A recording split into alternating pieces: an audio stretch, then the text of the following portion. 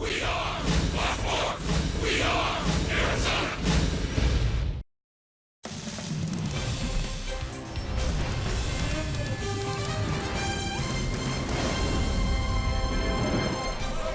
It's another beautiful Arizona spring evening. The D-backs have a chance tonight to extend what's already been their best start in 10 years. We nearly had a no-hitter here last night.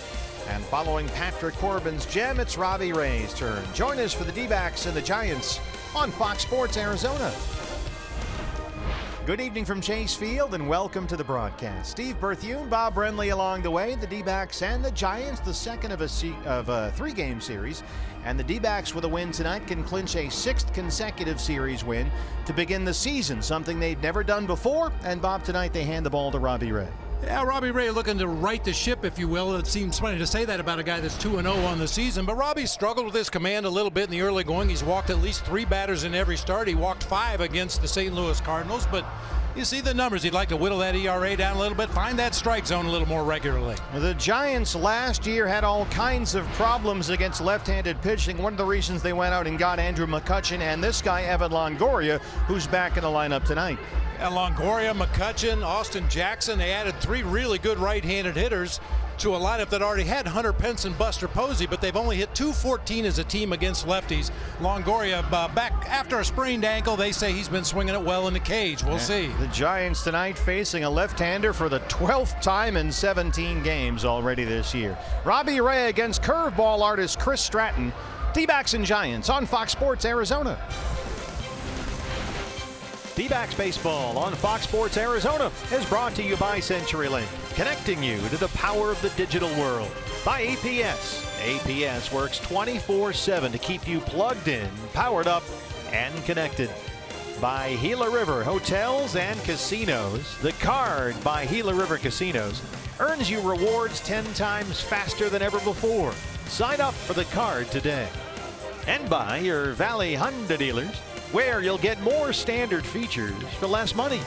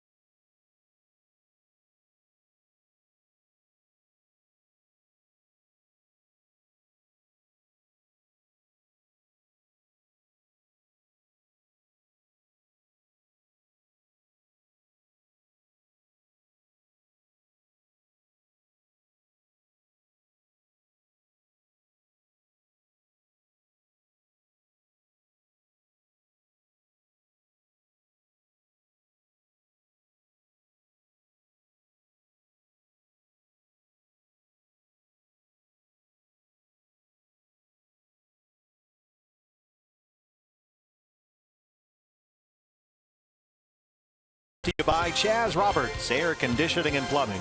Choose Chaz. And by Jack in the Box. This season, D-backs home runs score free Jumbo Jacks only at Jack in the Box. Great night to be at the ballpark. What a night last night. Patrick Corbin, a near no-no. Another lefty gets the baseball for the D-backs tonight. Robbie Ray takes on the Giants next on Fox Sports Arizona.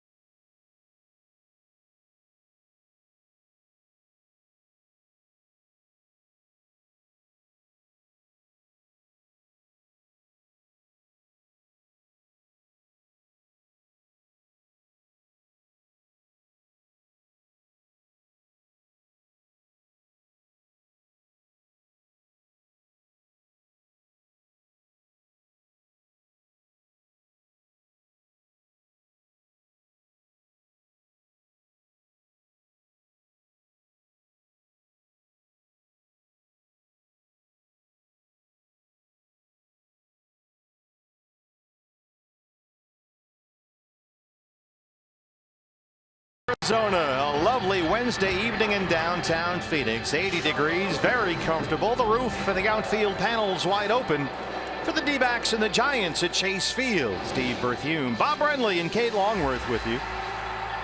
The second of a three-game series. The Giants have yet to win a series this year. They've lost 4 straight games. Bruce Bochy's ball club 6-10 to start the year.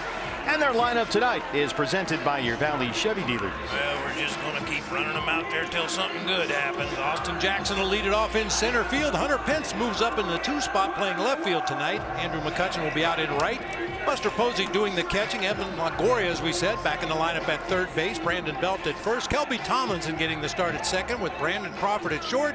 And right-hander Chris Stratton on the mound.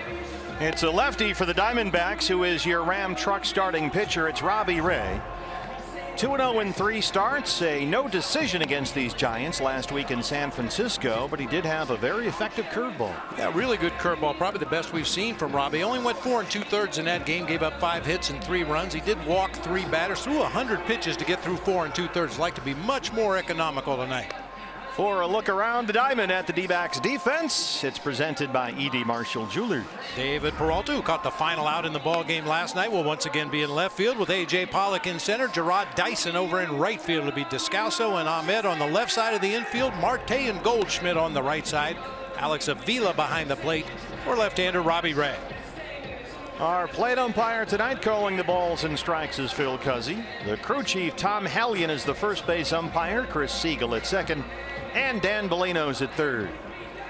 And just before we get going here, the second of this 3-game set, Bob, it's a look at your Valley Honda dealers key to the game. Well, 4th time through the rotation, we're going to say follow the leader. Patrick Corbin has set the bar pretty high for everybody else in this Diamondbacks rotation, but Robbie Ray should have gone to school last night to see how Patrick worked his way through this Giants lineup with ease. D-backs are 12-4, equaling their best ever start to this point in a year. A chance tonight to get to 13-4 for the first time in 10 years. And Austin Jackson will lead it off against Torey Lovullo's D-backs. Jackson in center field again tonight, 227. Only one extra base hit all year.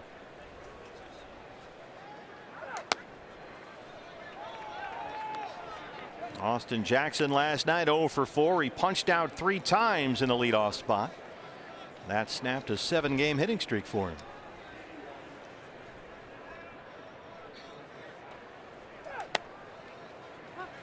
Fastball at 94 just off the plate, but Phil Cuzzy says 1-1.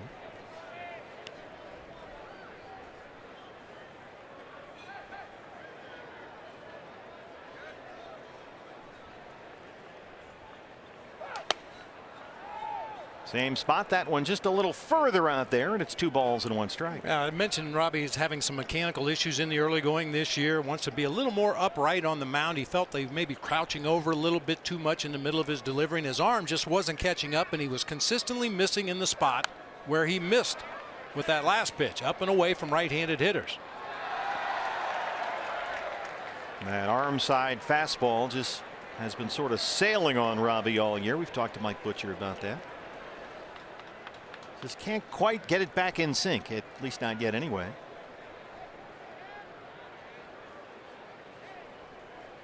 We will keep an eye on Robbie's strikeouts as we always do, but especially tonight, as he begins only 3 strikeouts shy of 600 for his career.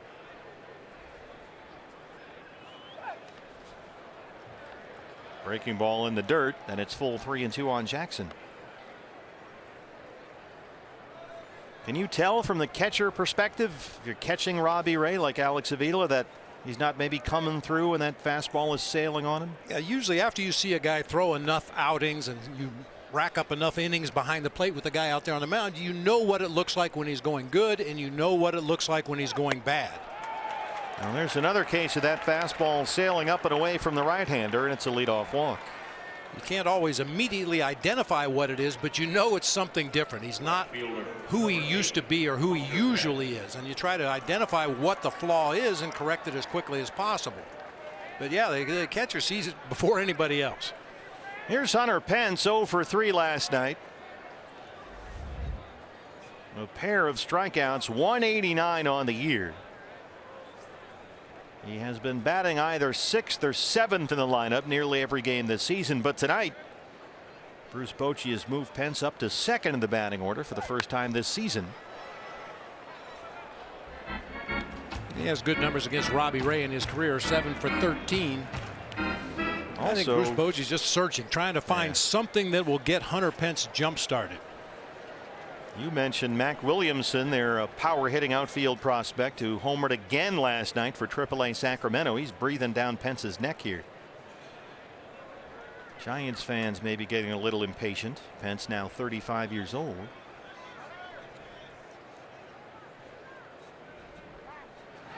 Well, I mentioned it in the game last night. His approach has always been so unorthodox, and at times it looks awkward, but it's worked for him. Sure has. Just seems a little even more jumpy than Hunter Pence normally is. You know, really starting that bat early, getting fooled on a lot of pitches out of the strike zone. Still got that wide open crab leg stance. That one's fouled away, a fastball up. Seems like if you hit like that, it would be really tough, Bob, to cover anything in the outer half of the plate. We've seen him get those Uchi base hits into right field, though, especially with 2 strikes, where his rear end goes toward the third base dugout, his front shoulder goes toward the third base dugout, and he just throws the bat at the ball and gets hits to the opposite field, which you would much prefer than to see him drive the ball. Robbie ahead 0-2. It has to be particularly tough for a hitting coach. I mean, you know, as I said, this is the way he's hit pretty much his whole career. How do you go about correcting a guy that has come up with this approach over all of his years in the major leagues and the minor leagues and college and high school, and this is the end product right here, and it's worked for him for so long? How do you go about altering what he's been doing?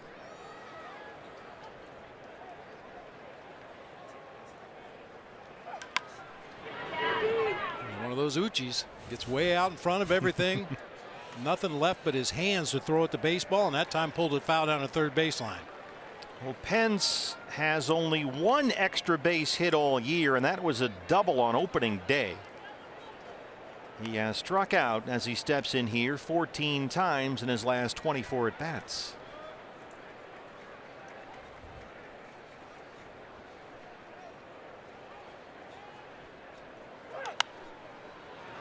There's a lazy pop up, foul ground first base side for Goldie.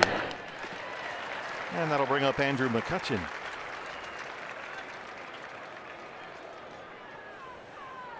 Talked about in the open how the Giants decided they needed to get more effective against left-hand pitching in the National League West, so they got McCutchen, they got Longoria. Trying to load up the right-hand side of the plate, but it has just not worked. Longoria has really slumped, and McCutchen checks in tonight at 194.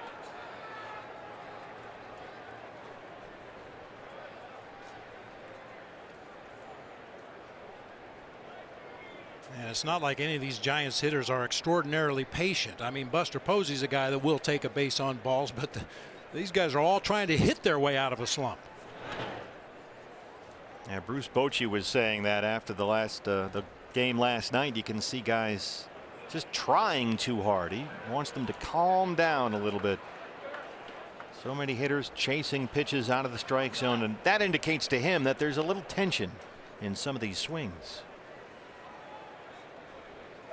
And the Giants did hold a closed door hitters meeting in their clubhouse before the game tonight, probably to address that very subject.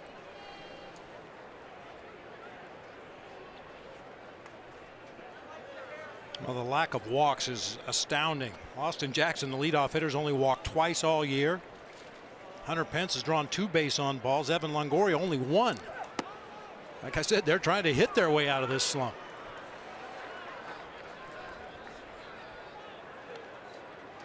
Is that what veterans do? Veterans of whom much is expected and guys who have usually hit all the time?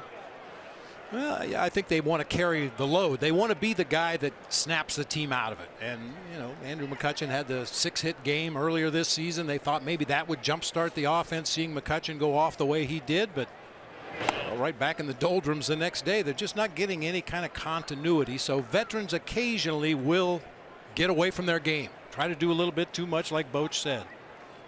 Yeah, you mentioned that 6-hit game for McCutchen. He won it with a walk-off home run in the 14th inning, beat the Dodgers, but since then he's 4 for 31.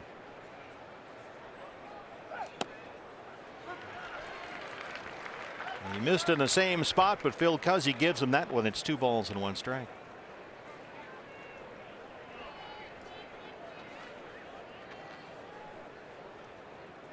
Giants can be left-hand dependent at times. Joe Panik and Brandon Belt and Brandon Crawford.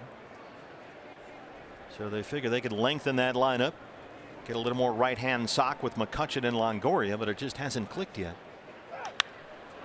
This is sky high to center for AJ. Up into that light sky on this beautiful Wednesday evening. 2 outs for Buster Posey. Catcher, number 28, Buster Posey. Doesn't seem to matter what's going on ahead of him or behind him in the Giants batting order. This guy just continues to hit. Well, you see 294, a pair of home runs. One of those homers came against Robbie Ray last week in San Francisco.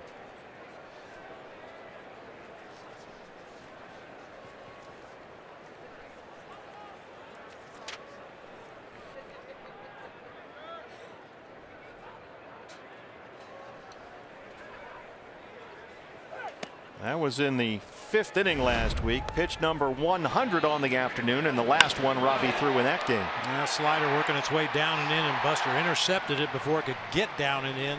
Golfed it out of here to left field. Robbie in that start, 3 runs on 5 hits. He went only 4 2/3.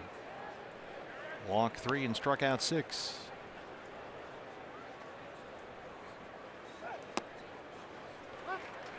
Breaking balls a strike, and it's 1-1.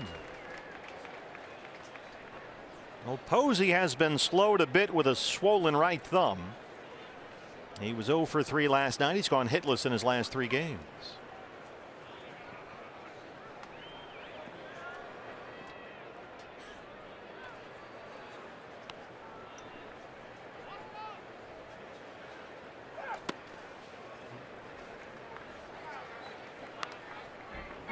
almost to the backstop.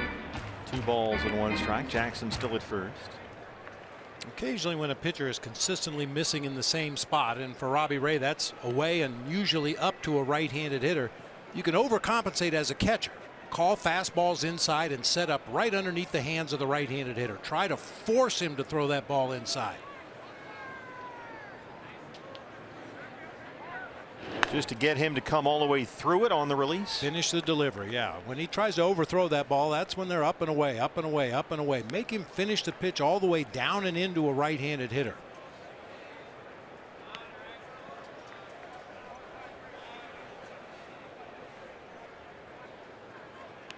Ball away.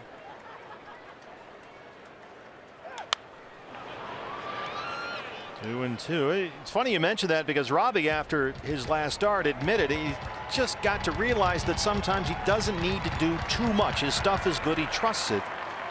But he has caught himself over the course of some of these starts early this year trying to do too much, trying to bury hitters and overthrow, and that's where the walks seem to happen. It's about to become a 20-pitch first inning. 2-2 on Posey.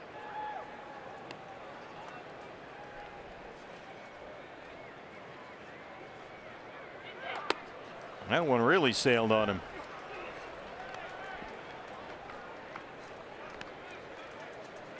Longoria on deck.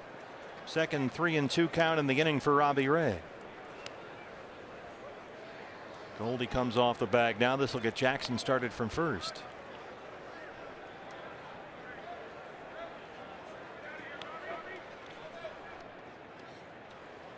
3-2 pitch. There goes Jackson. Struck him out. Good breaking ball from Robbie Ray. Strands the leadoff walk. D-backs coming up.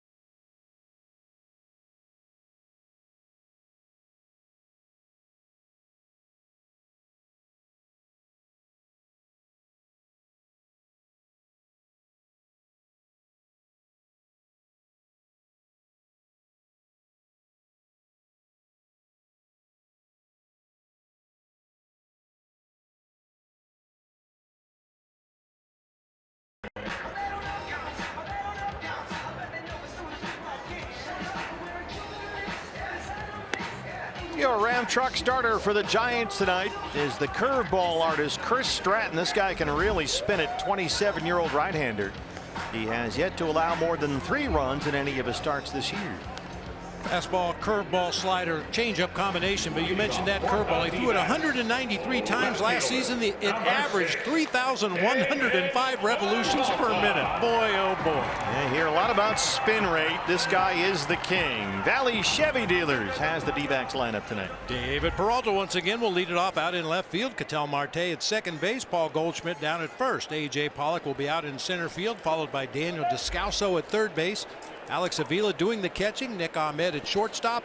Gerard Dyson once again in right field, and Robbie Ray on the mound. David Peralta gets us started. Fastball away is a strike. David 333, 2 home runs.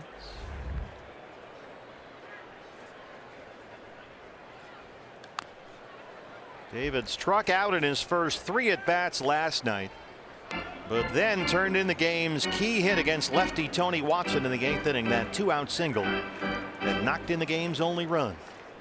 Or the perseverance to see yourself through 3 strikeouts early in the ball game and still come up with a big base hit when your team needs it the most. That was amazing. And he picks up right where he left off. The freight train now with a 7-game hit streak. That's the big curveball. Stays up thigh high, middle of the plate, and that's what you're supposed to do with hanging curveballs. Bangs it right back up the middle of the field. He's on board again as the leadoff man, Ketel Marte. 254 on the year. The switch hitter bats left-handed against the right-hander Stratton.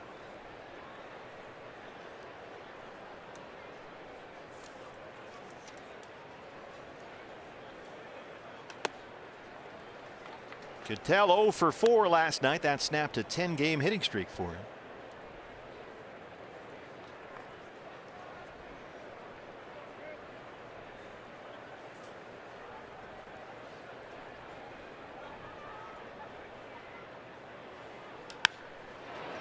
This is slicing foul down the left field line. It's 1-1.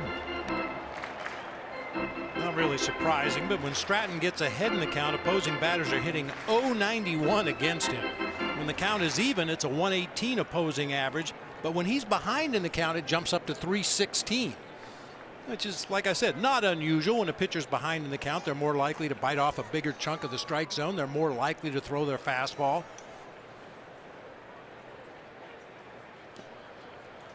There was the curveball there on the 1-1 pitch.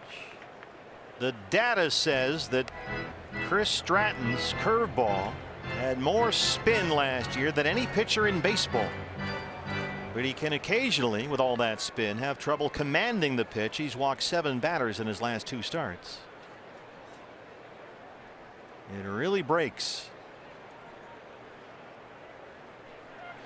And it's not a hard curveball, especially nothing like Zach Godley, for instance. Stratton, 75, 77-ish with that curveball.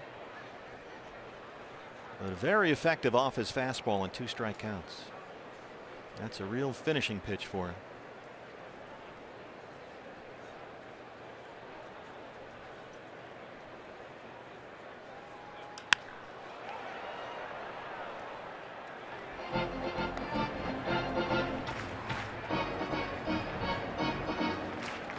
It's one of those nights here at the ballpark with Goldie on deck that you just want to bottle up.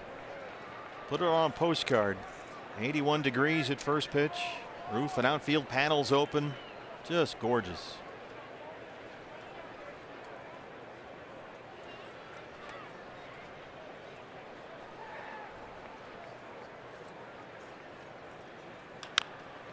Two is chopped back to the mound. Stratton to second. They get the force on Peralta. E.D. Marshall Jewelers has a look around the diamond at the Giants defense. Hunter Pence out in left field again tonight. Austin Jackson in center. Andrew McCutcheon over in right field. It'll be Longoria and Crawford on the left side of the infield. Tomlinson and Belt on the right side with Buster Posey behind the plate for the right-hander Chris Stratton. Paul Goldschmidt, 232 and 4 home runs.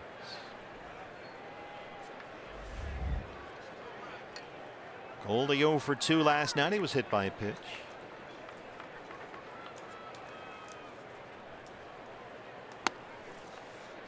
Fastball down and in for a strike. Goldie's 0 for last night, snapped a 6-game hitting streak for him. He has homered in 4 of his last 6 games.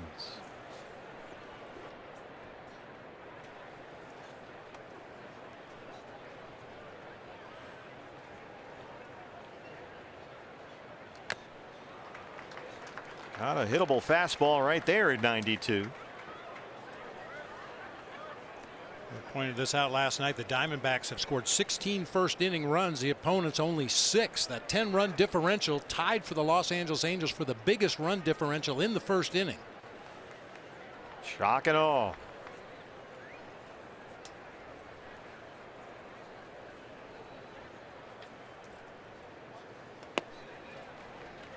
Another fastball, all fastball so far to Paul Goldschmidt, 1 and 2.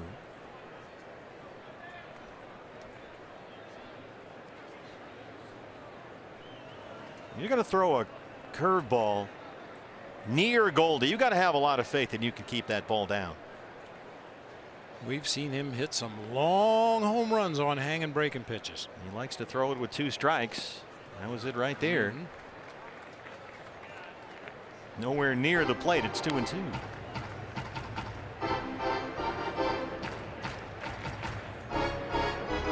AJ on deck. Yeah, hanging breaking balls or change ups that are up in the zone, especially on the inner third of the plate. That's when Goldie's eyes light up. That's when you see him take a home run swing, which he rarely does. He always takes that short, abbreviated, quick swing to the ball. But when he sees a hanger, his eyes light up.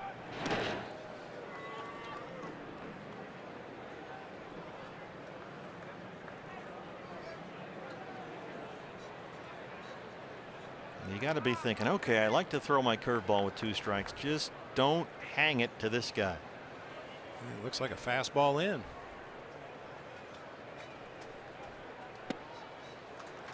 A little too far down and in. Full count 3-2 with Pollock on deck. He's pulled to Goldie. That's why we call it that when you start off 0-2 in the count and you work it back full, 3 balls and 2 strikes. Goldie does that so often we've lost count.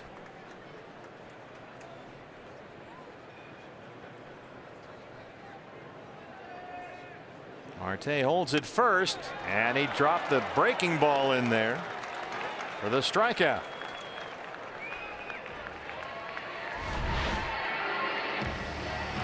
Good looking pitch right there. Might have been a tad off the outside corner, but no argument from Goldie. He was obviously thinking fastball on that last pitch. Just ended up taking a curveball on the outside corner. AJ, 259 and 3 home runs.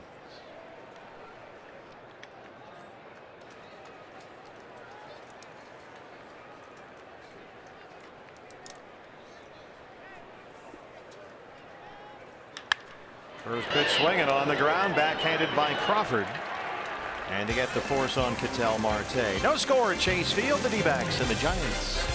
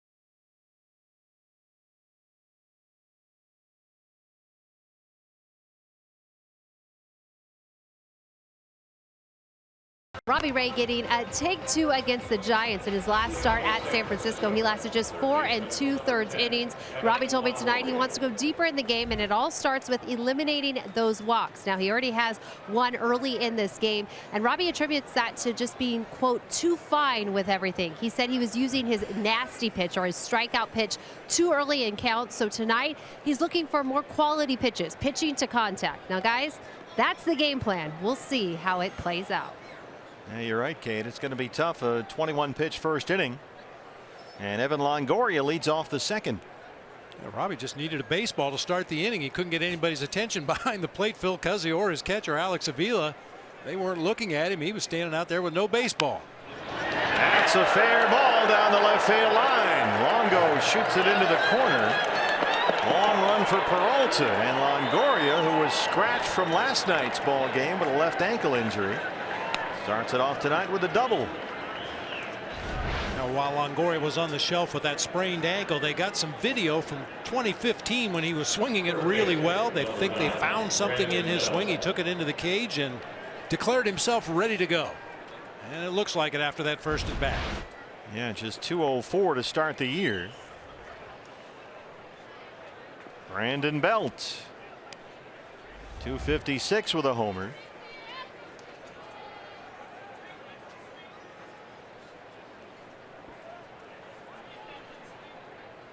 D-backs have the shift on again against Brandon Belt, who gets plunked there. And of course, it was Belt's check swing grounder away from the overshift that broke up Patrick Corbin's no-hitter last night. It's a 90-mile-an-hour heater. Caught him on the right forearm there.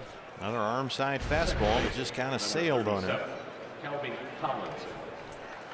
No Joe Panik tonight. Panik gets the night off, so it's Kelby Tomlinson in at second base.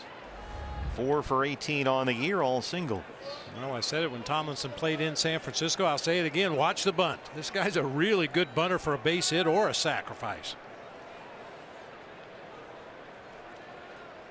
Robbie in immediate trouble. Longoria at second and Belt at first.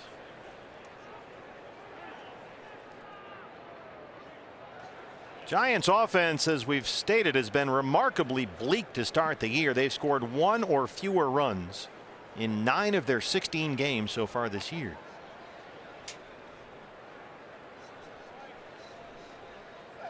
And a big reason for that is this exact situation. The Giants are hitting 158 this year with runners in scoring position. 158.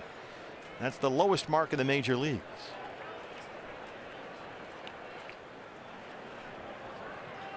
Last 4 games, 2 for 20 with runners in scoring position.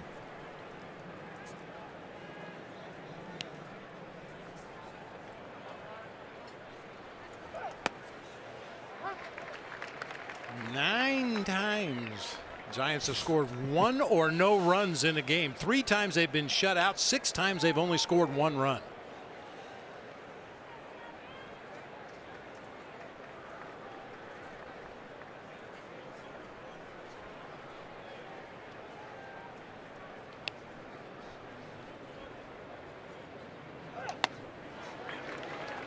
Can't catch up to that fastball. Robbie's ahead of ball and 2 strikes.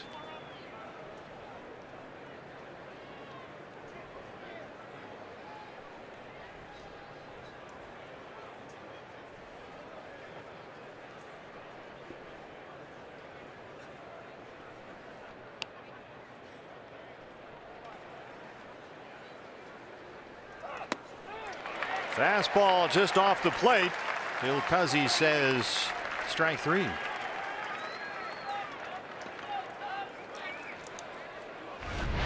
Good chance for Robbie to possibly escape damage here after the first 2 guys reached. Double and a hit by pitch. Now a strikeout of Tomlinson. A ground ball double play for Crawford. A couple of punch outs. He could get out of this jam. He's got the lefty-lefty matchup with Crawford, who's hitting 260 with a homer.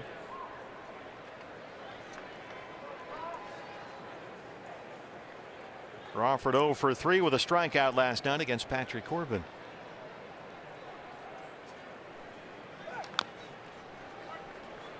Starts him off with a slider, and it's 0-1. Crawford 6 for 29 versus lefty. He does have a home run this year against the left-hand pitcher.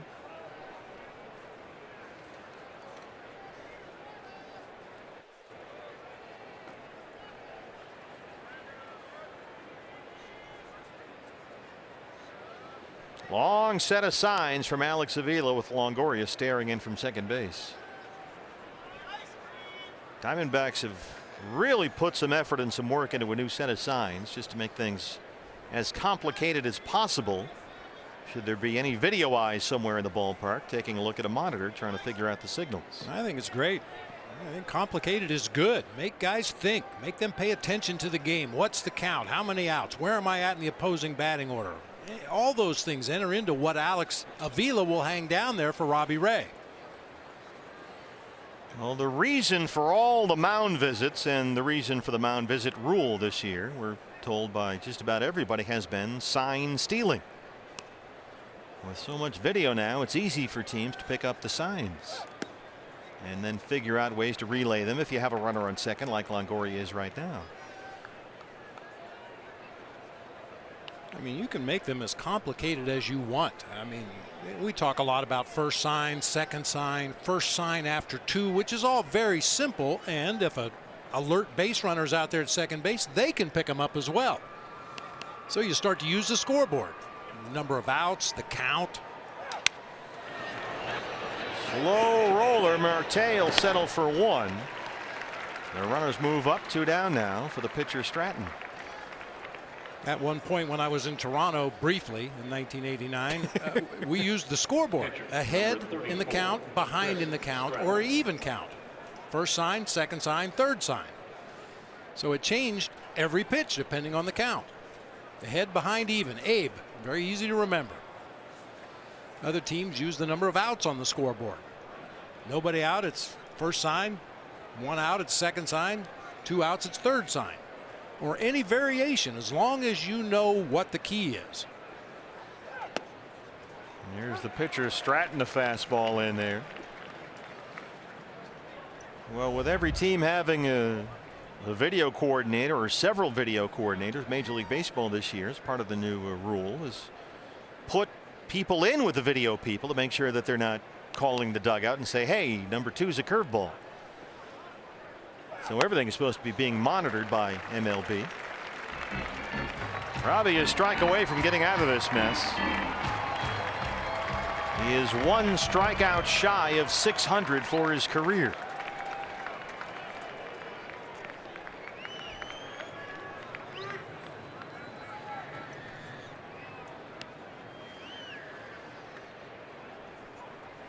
Got him. A high fastball. 600 strikeouts for Robbie Ray.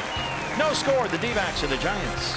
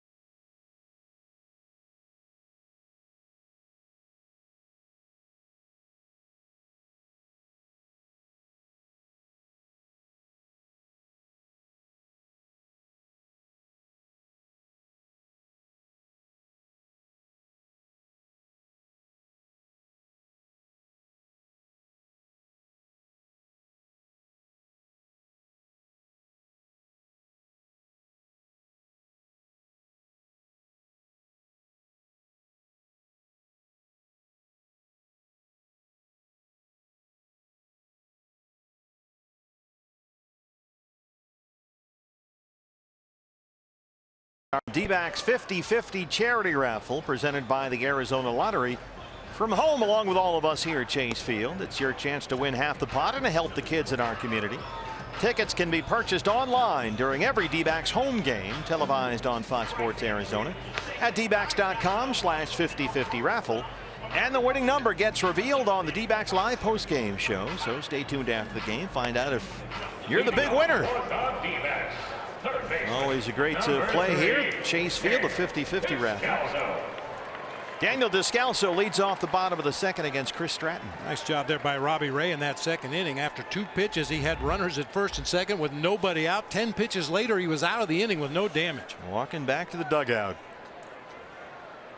Descalso 175. He's homered twice.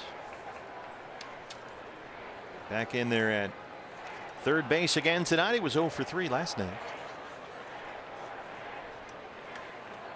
Giants have the shift on. They'll leave Longoria as the only defender on the left side. Nationwide Vision Centers has its eye on the game. Crawford, the shortstop, on the first base side of second. That's a fastball in, and Daniels up 2-0. We took a shot of the Giants shift on defense as the second base umpire Chris Siegel was shifting over to the left side of the infield. Umpires have their metrics as well. Apparently so.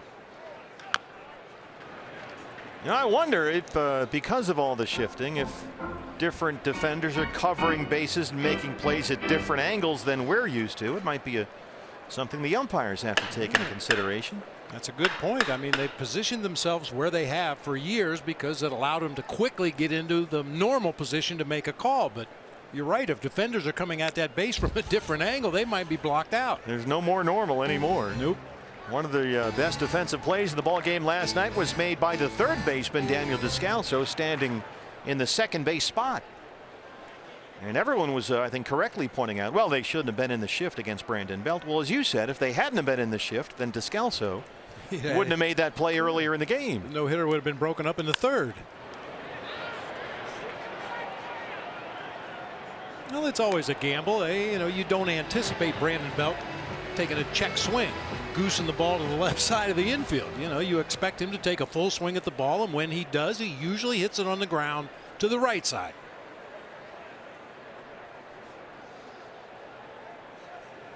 Well, he was in that sense the villain last night, but certainly it's not like he bunted with 2 outs in the 9th inning or anything like that. But Alex Avila on deck, full count on Descalso, 3-2.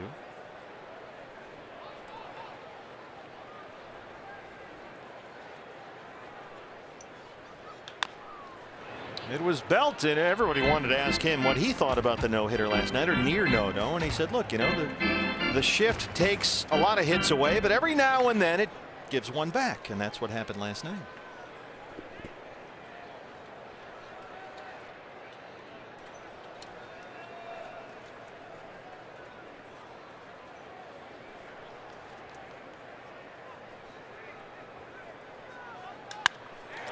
Center field, Jackson coming in. He plays it on a hop, a base hit for Daniel Descalso. Second hit tonight for the D-backs against Chris Stratton.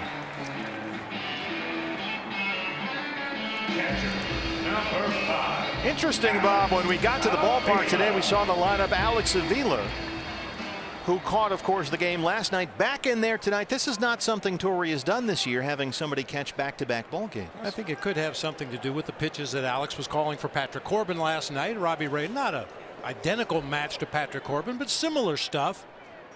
And he wanted to make sure he had the same catcher behind the plate calling the pitches against the lineup that he saw get mowed down last night.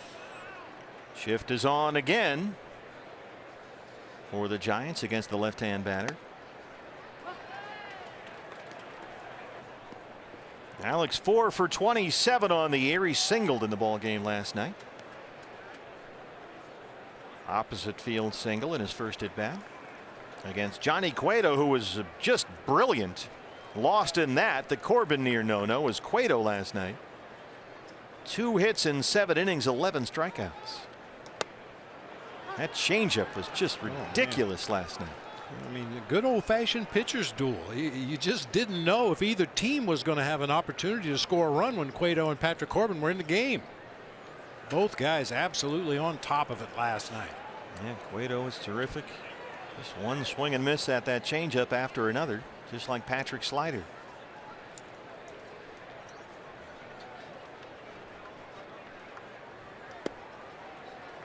When Patrick was quick to give credit to Alex Avila last night for the pitches that he called, but also he must have blocked about 50 sliders in the dirt, maybe more.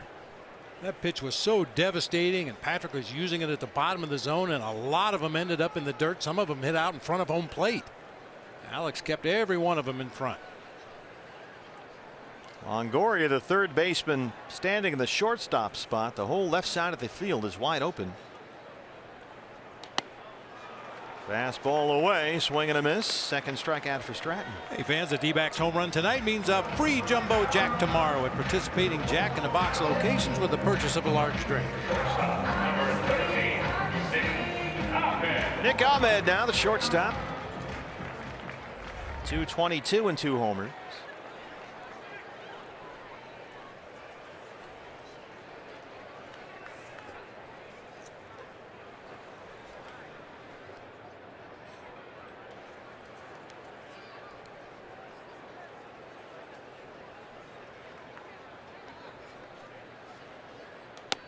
Chris Stratton has pitched well here before. He struck out a career high 10 D-backs in 6 innings at Chase Field last August, but he also walked 5 in that start, wound up with a loss. Beat the D-backs at AT&T Park last September. 2 runs, 5 hits in 6 innings. Check swing foul, and it's 0-2. Stratton's previous start was last Thursday at San Diego, the opener of this Giants road trip. And he was really good. He held the Padres to only 1 hit and 7 scoreless, got his first win of the year. And it was the longest outing of his career through 101 pitches.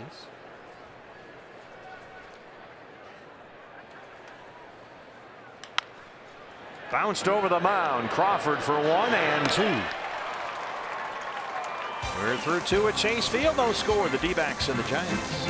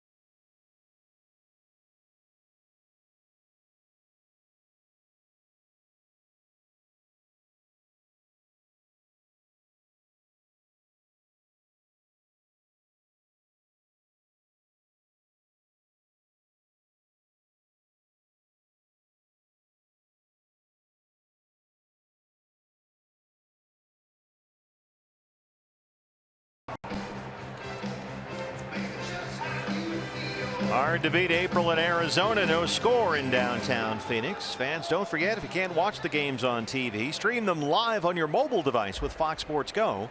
It's presented locally by your Valley Honda dealers. Download the free app and take Fox Sports Arizona and your D-backs with you wherever you go.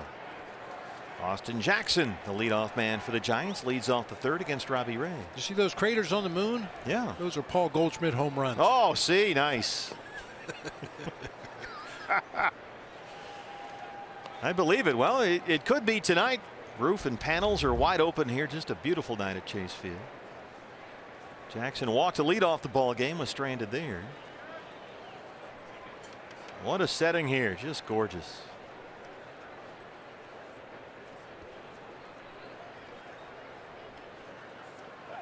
Robbie ended the top of the 2nd with a strikeout, his 3rd of the ball game, and that got him to 600 for his career. Fewest innings ever to reach 600 strikeouts by left-hand pitchers. He's 4th on the all-time list behind 3 relievers. Now, Robbie, when he first came up to the big leagues with the Tigers several years ago, had 2 strikeouts as a relief pitcher. So if he gets 2 more strikeouts here tonight, that'll be 600 strikeouts as a starter. So there's a bit of a qualifier there. I saw your staff diligently going through all the scenarios when we arrived at the ballpark today. Yeah, they've been at it since 3 o'clock this afternoon. They're hard workers. 3-1 on Jackson.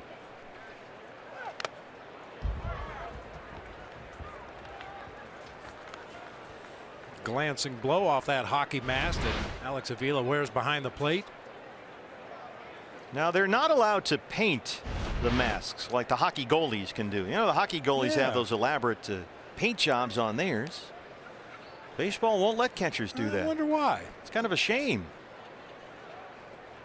I mean, you've got a nice uniform sort of black color for Robbie to throw to with the Alex's head and chest protector, but it'd be neat to see, you know, some desert or cacti up there, something. I'm all for it. You could have had pizza on yours. Oh yeah, there you go. All the numbers from all the pizza places around the National League. 3-2.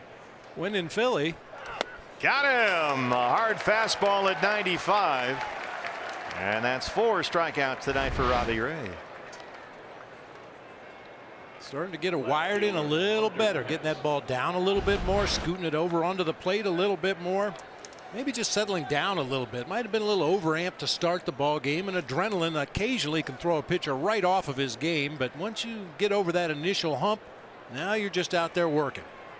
He has struck out 3 of the last 4 Giants batters he's faced, and here's Hunter Pence. Got that breaking ball in there. A little too far in. It's 1-0. Pence fouled out to Goldie his first time up.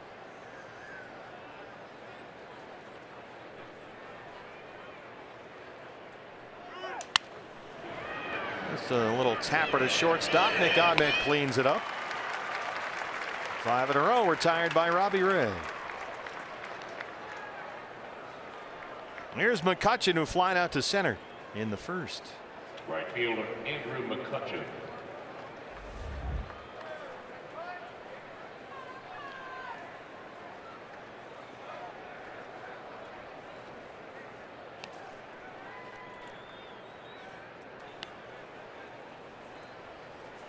McCutchen now 31 years old. Out of a Pirates uniform for the first time in his career. It still takes a little bit of getting used to. Good year in Pittsburgh last season. 28 home runs, 88 RBIs. Picked up in January for 2 players and some international bonus slot money. And he belts that one into left field. Second hit for the Giants.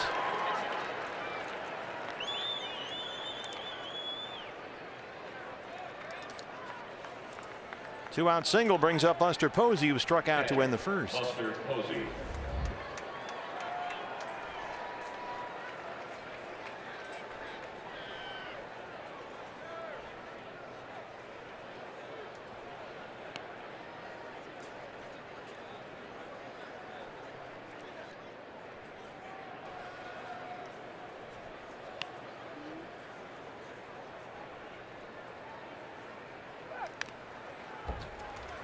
First pitch curveball from Robbie. Speaking of McCutchen being in Pittsburgh for so long, Buster Posey is now the longest tenured Giants player after Matt Cain retired. He said it feels like it happened kind of fast. He's only 31, just turned 31 a few weeks ago. He was 23 when he came up with the Giants to stay in May of 2010. Up the middle and into center, a base hit for Posey. A couple of 2-out singles for the Giants. And here's Longoria.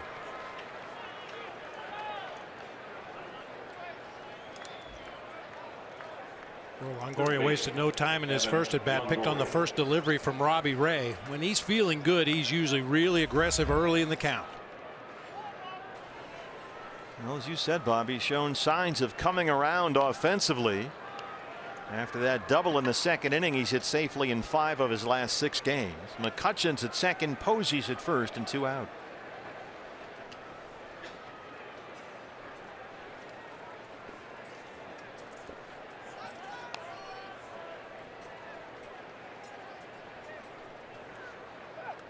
This is the spot, as we've mentioned, where the Giants have really struggled, but with 2 outs and runners in scoring position, looking for those key 2-out hits. The Giants this year are 6 for 55. That's a 109 batting average.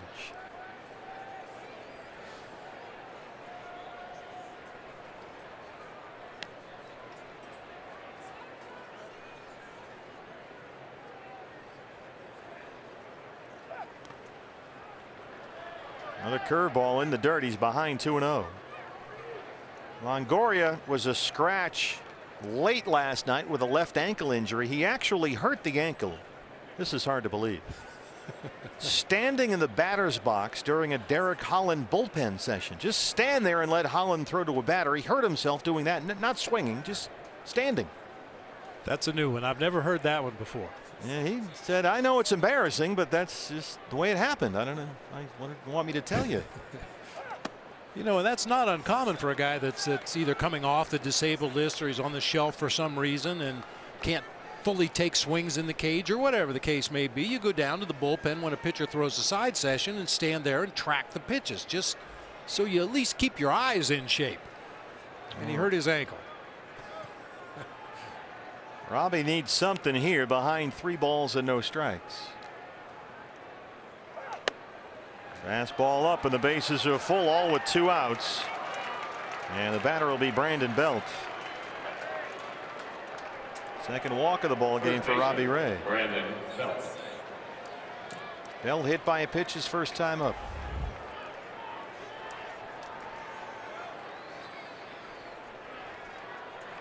We're in the top of the 3rd inning, and there's already been more hits in this ball game than there was all night last night. You're absolutely right. A grand total of 4 last night.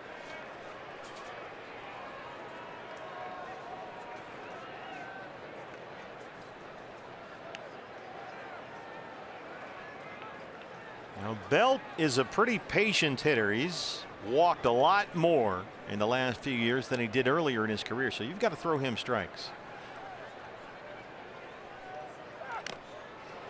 Got a hittable fastball in on the hands, and it's 0-1.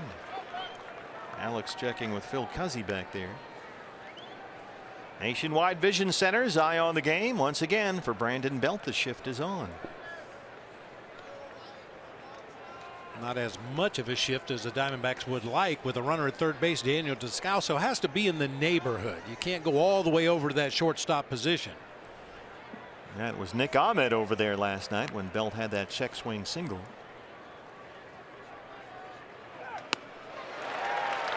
Good slider from Robbie, and he's ahead 0-2.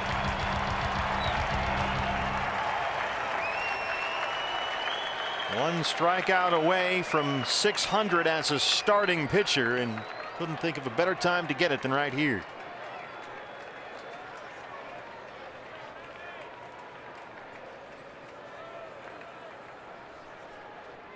Boy, D-backs pitching this year with 2 outs and runners in scoring position, the situation Robbie finds himself in right now.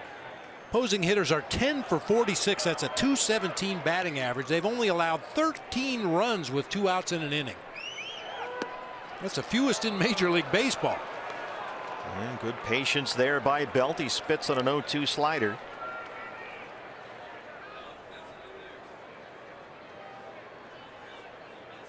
McCutcheon single, Posey single, Longoria walked, all with 2 outs.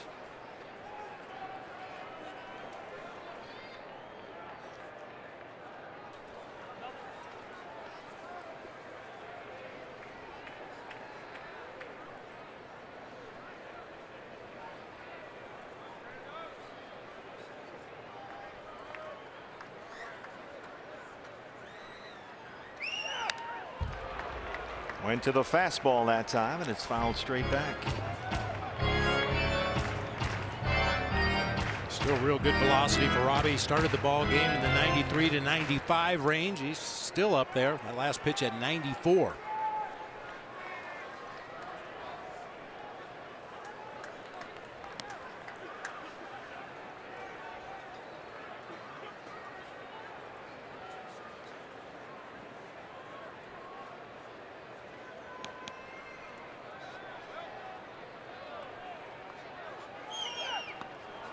Good block by Avila, the slider in the dirt. I talked about him behind the plate for Patrick Corbin last night. He's had plenty of practice at this. Right in the middle of the chest protector.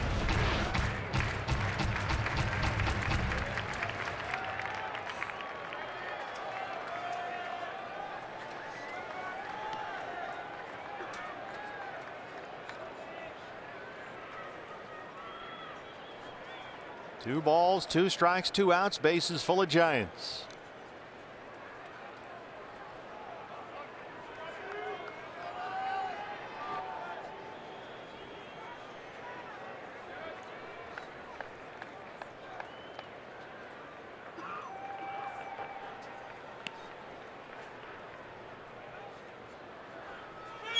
Got him! Robbie Ray went to the slider and leaves him loaded.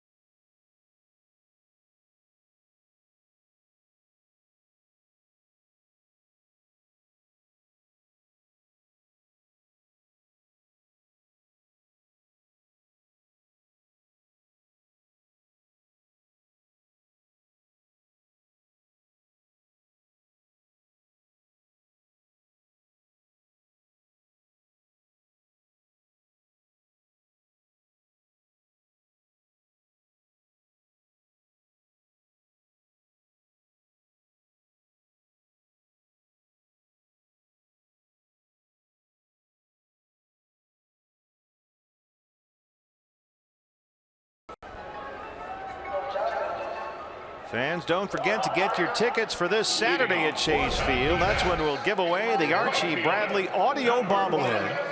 April 21st, the D-backs and the Padres. It's courtesy of Gila River Hotels and Casinos. This is a tremendous bobblehead. One of the best bobbles we've ever had, really. You can get your tickets at dbacks.com. This Saturday, D-backs and the Padres at 5:10 start. Gerard Dyson leads off the bottom of the 3rd against Chris Stratton. Dyson, one of the heroes in last night's game, worked that 1-out walk in the bottom of the 8th and scored the game's only run.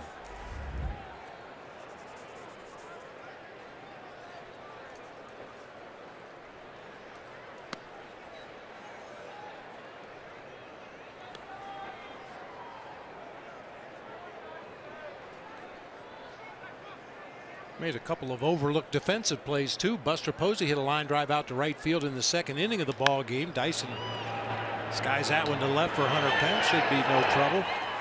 Yeah, Dyson initially kind of misjudged the line drive. It took off on him. He had to back up a few steps quickly, reach up to take a base hit away from Buster Posey, and then that pop-up that Ketel Marte lost in the gloaming or whatever you want to call it, just lost it in the gray sky, and Dyson had to come in to make the play on that one. Gloaming, that's a nice pull there. I don't know where that came from. Gabby Hartnett. Robbie Ray. Robbie can swing it. You watch Robbie Ray take batting practice. Tell you what, it's just one line drive to right field after another. Bang, bang, bang. He just lines him out there to the warning track.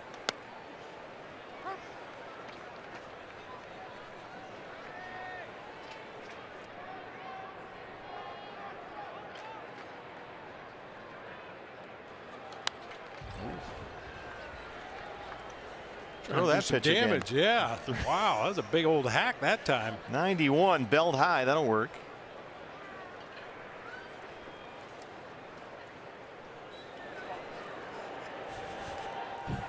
Don't laugh at him. Pitchers that either can hit or think they can hit are always a source of amusement for position players. Fastball's in there. Third strikeout for Stratton. Hey fans, anytime the D-backs score 5 runs or more, Taco Bell is giving away 3 free crunchy beef tacos with the purchase of a large drink between 4 and 6 the following day at participating locations. David Peralta singled up the middle to lead it off for the D-backs. David's now hit safely in 7 straight games and 11 of his last 12. 345 on the year.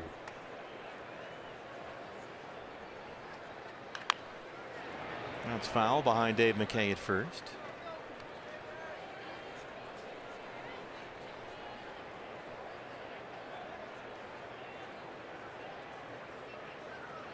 Most of David's hits lately have been hard ground balls through the infield. That was again the case with a big hit last night. And his single in the first was like that. Last year, only 6 players in all of baseball hit more ground balls than David Peralta. Hit ground balls more often. And so you'd like to see David get it up in the air a little bit more. This is out to left for Pence. And Stratton's retired 5 in a row. No score after 3.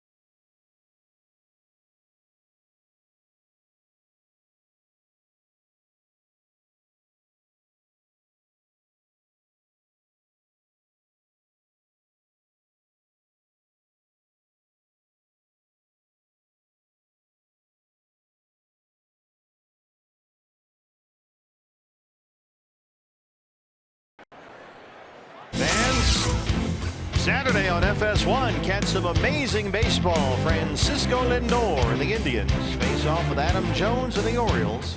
Saturday at 1 o'clock FS1 or stream it live on Fox Sports Go. Very dramatic ball game plan for that one. Kelby Tomlinson leads off the 4th against Robbie Ray, who's got 5 strikeouts.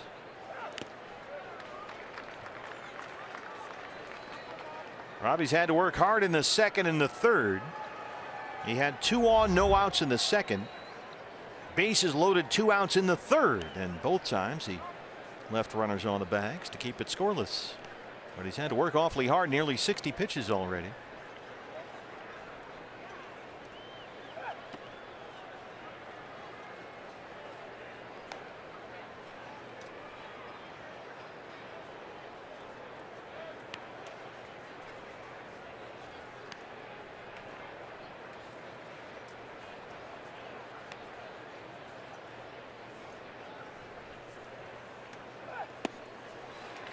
There's that slider to the back foot of the right-hand hitter from the left-hand pitcher. It's 1-2.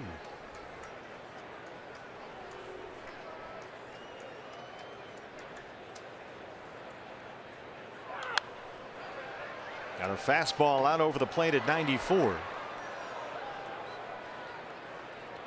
Dodgers and Padres are back at it tonight. LA has a 4-0 lead at Petco Park. They're in the 2nd inning.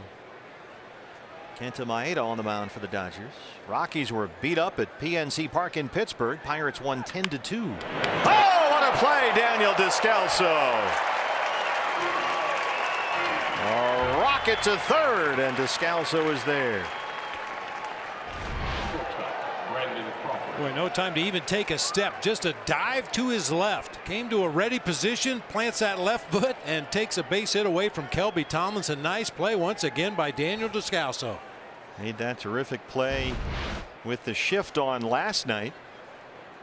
And another one here tonight. Takes a base hit away from Tomlinson. That brings up Brandon Crawford, who grounded out his first time up.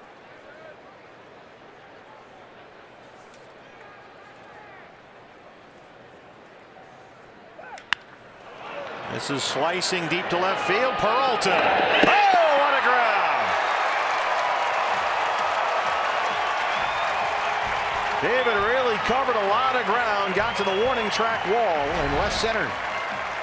We haven't seen many balls carry like this to the opposite field here at Chase this year. David really had to get on his horse back to the warning track, and a leaping catch right in front of the wall. It was Peralta's catch that ended the ball game last night out there. How about this D-back defense? Chris Stratton now. Well, we talk about all the time how the Mike Hazen front office and Torey Lovello staff, how they really emphasize run prevention. It's as important as run production. There's Mike Hazen, the GM on the left, Jared Porter, the assistant GM on the right.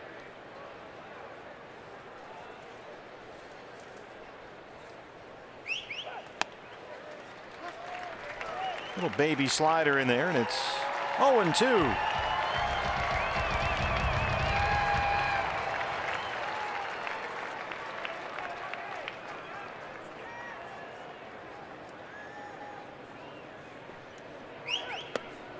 Right there, struck him out. A 1-2-3-4 for Robbie Ray.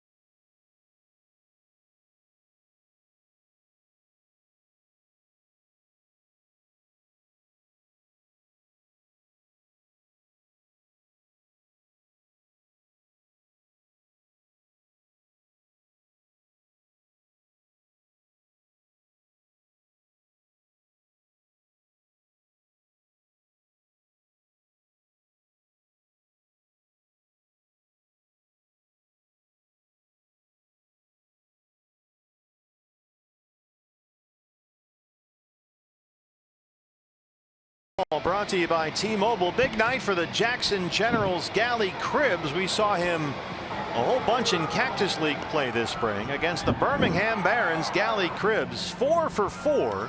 He hit for the cycle, and for the cycle he got the inside the park home run. Yeah, about that. Now, because of the camera angle, you're going to have to envision him running around the bases. They had a fixed camera out there, but congratulations to Gally Cribbs of the D-backs AA team of the Southern League. The Jackson Generals. Cribbs, by the way, hitting .419 through his first 10 games to start the year. Right here, it's D-backs and Giants, no score. Ketel Marte leads off the bottom of the fourth against Chris Stratton.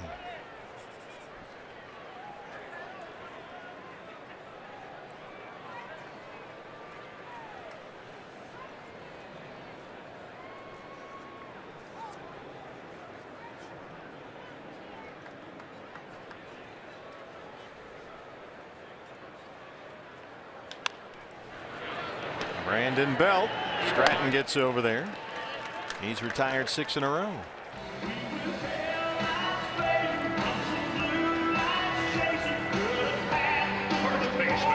Goldie struck out in the first.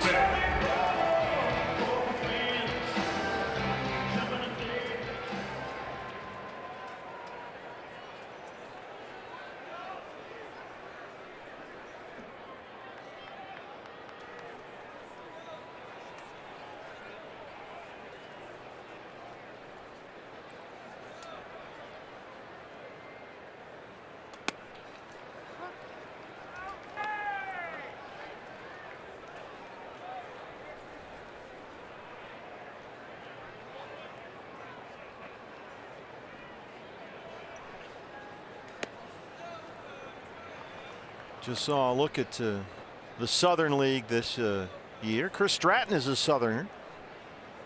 He is from Elvis's hometown, Tupelo, Mississippi. First round pick by the Giants in 2012 out of Mississippi State, where he was once the SEC's Pitcher of the Year. In fact, Stratton's elementary school was the same building that served as Elvis's high school in Tupelo. They used to get busloads of Japanese tourists roaming around the halls during class taking pictures of Elvis's old high school. Can't blame him. You ever done that? We went to Graceland in Memphis. That's as far as I can go. Yeah. That was interesting. I can see that.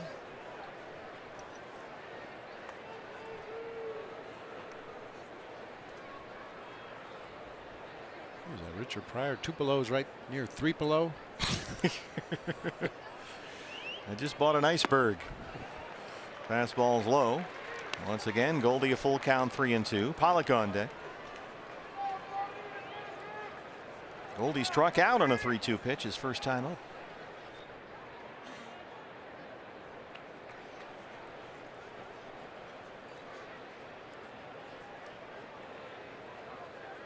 Well, that Mississippi State program has cranked out some major leaguers over the years. Haven't they, though? Ooh. Rafael Palmeiro, Buck Showalter. Buck was a great player at Mississippi State. Fastball was in. You could see Goldie didn't like the call, and you just saw why. Fourth strikeout for Stratton. Rafael Palmeiro, Will Clark, Bobby Thigpen, and Jeff Brantley were all on the same team at Mississippi State. The Cowboy, Jeff Brantley. And he's a dandy. Here's AJ. Stratton has settled in. He sent down 7 in a row now.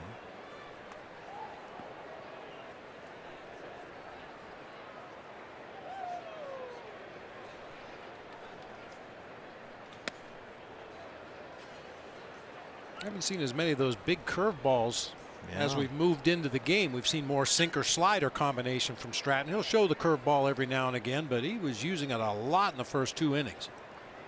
Saw that Nationwide Vision Center's eye on the game. Giants overload the left-hand side against Pollock. He's locating well right around the strike zone.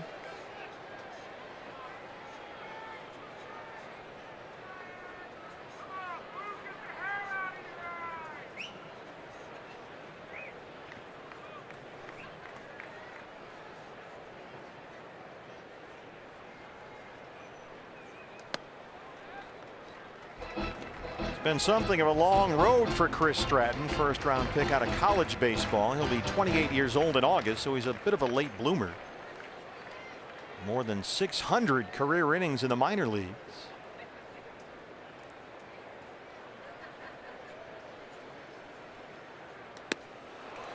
Good slider there, and it's 2-2.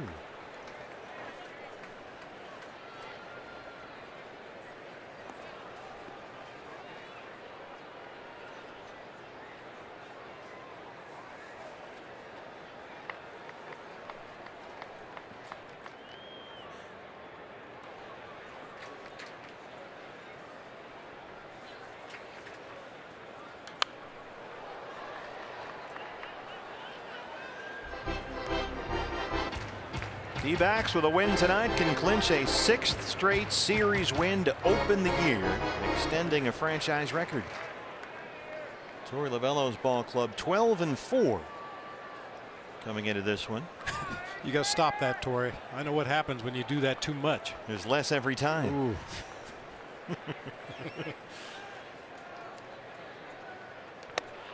At that fastball in on AJ. Stratton 5 strikeouts. He's set down 8 straight. No score.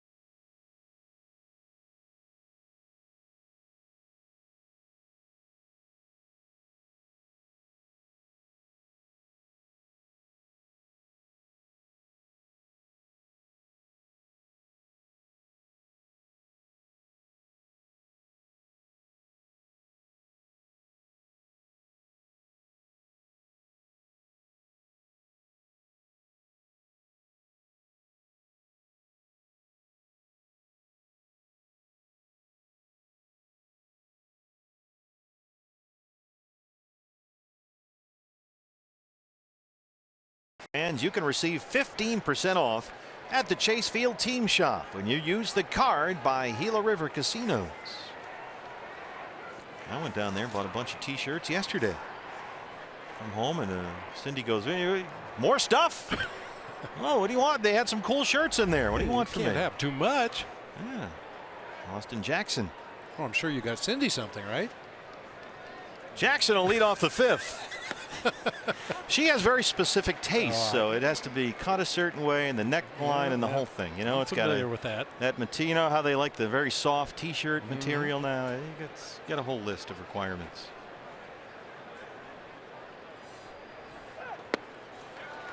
Bury that slider down in there, and it's 0-2.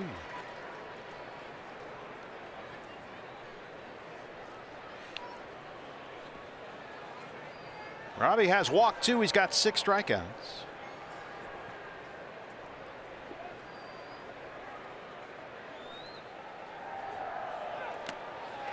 Make it 7.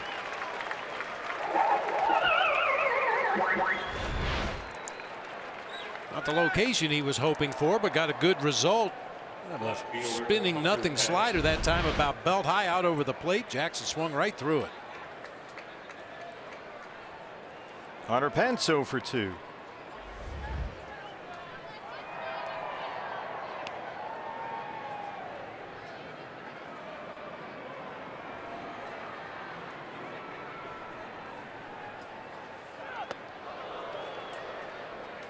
.94 way in the right-hand batter's box, spins him around.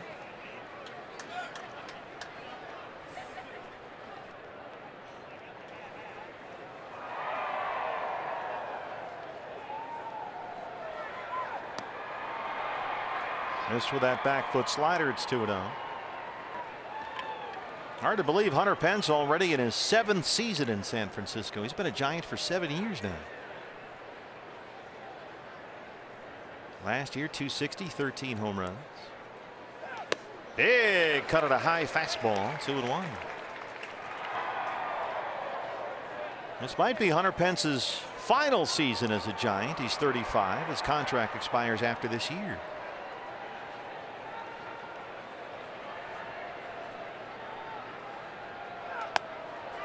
Bill Cuzzy's been calling that pitch a strike all night. He's been very consistent in that regard.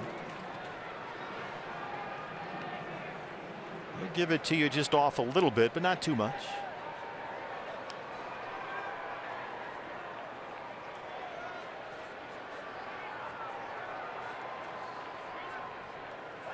Got him. A fastball at 94. 8 strikeouts for Robbie. Hey fans, the day after every D-backs win, get 50% off all pizzas at regular menu price using promo code DBACKS50 at papajohns.com. That's 3 consecutive strikeouts for Robbie Ray. Base is empty. 2 down for McCutchen, who singled his last time up. He's 1 for 2.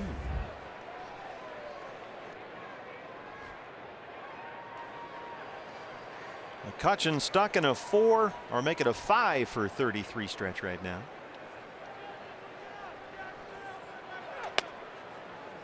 His only extra base hit in his last 9 games was a home run Saturday against the Padres at Petco Park.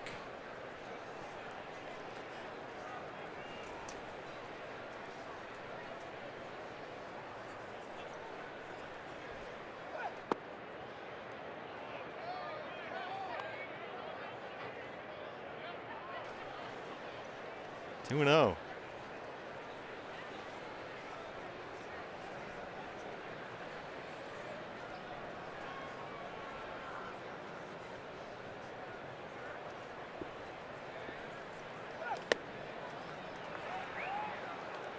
This is what happened to Robbie in the 3rd. He struck out Jackson, got Pence to ground out. Bases empty, 2 down. Then McCutchen singled, Posey singled, Longoria walked. Bases loaded. He struck out Belt. And now it's 3-0 on McCutchen. Swings at 3-0 and lines it right to Nick Ahmed, who has time to recover. And Goldie can't quite get the tag on there. A bullet right to Nick at shortstop.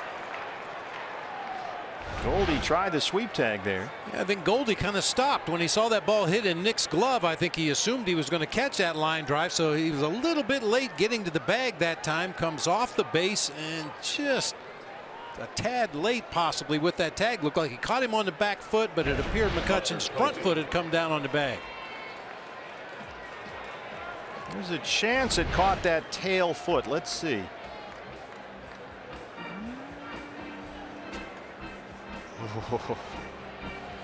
You see McCutchen coming down on the base with his right heel. If he comes down with his right toe, I don't think there's any question he beats it. Oh, how about the knee? Yeah, that angle, it appeared they got him. How about that knee there, not the foot? This, this is the downside of replay.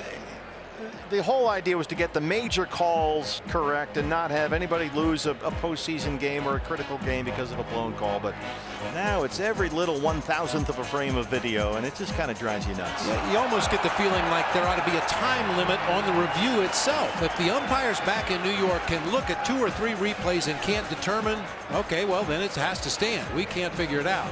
Rather than take 3 minutes to break it down frame by frame, I don't think that was the intent. But it happened in the NFL, and it's happening in our game as well. Here's another look at this angle. You can't tell about the knee. Doesn't look like he caught the knee from there. How about here? Oh yeah, the angle from center field, it appeared he did get him. And he got him. We love replay. It's great. It's great. However long it takes. Works brilliantly.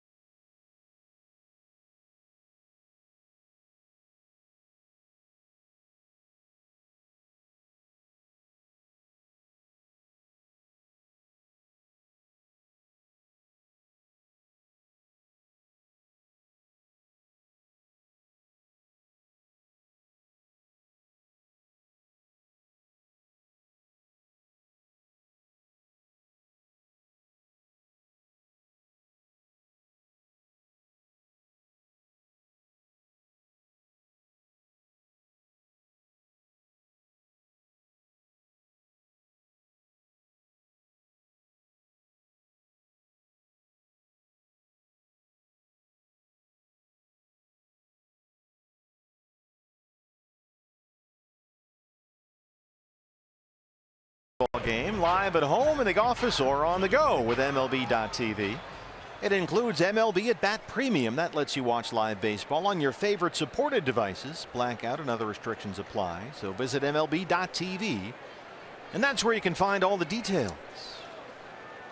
Chris Stratton has retired 8 consecutive D-backs. Daniel Descalso, who led off the second with a single, leads off the 5th.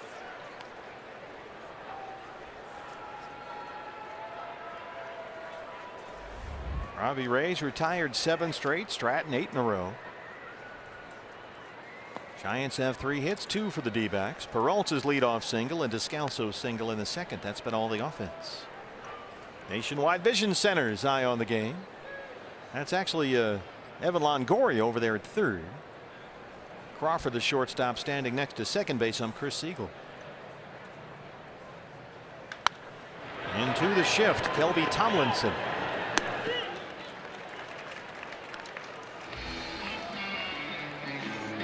Was there ever a Brenly shift?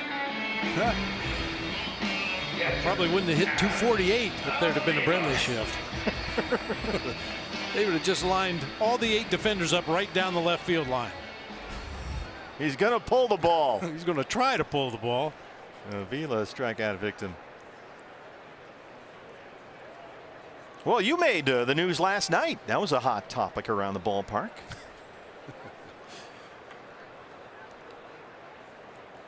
Some history. I had that as the stat of the night. All the stuff was coming in on no-hitters and near no-nos. There's that curveball.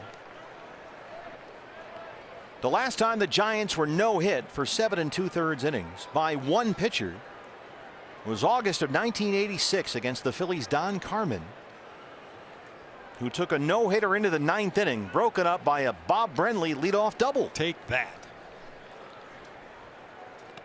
And we looked it up on retrosheet.org, which is a terrific site, and you were thrown out at third after that double. Kruko tried to bunch you over. It didn't work out. Uribe, it was no help either. Yeah. It had to be a wheel play because I was thrown out 5-6 at third base, so I'm assuming it was a bunt. And yeah, Kruko checking his watch. Giants TV just to our left here. And the Phillies won the game in the 10th inning. They got a Juan Samuel home run. Yeah, I didn't get many hits in '86, but some of them were memorable. That was one. Yep. Saw that on the notes. Big bold letters. Bob Brenly broke up the no-hitter. Everybody was shocked. Come on.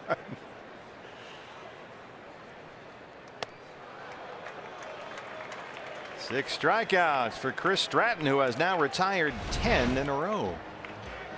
This guy's kind of sneaky good. Yeah, he's sneaky fast with that fastball. We talked about the curveball. We saw a lot of them early in the game, but he's basically gone to power pitching out there. Hard sinker, hard slider, 4-seamers up in the zone, and just showing that curveball from time to time.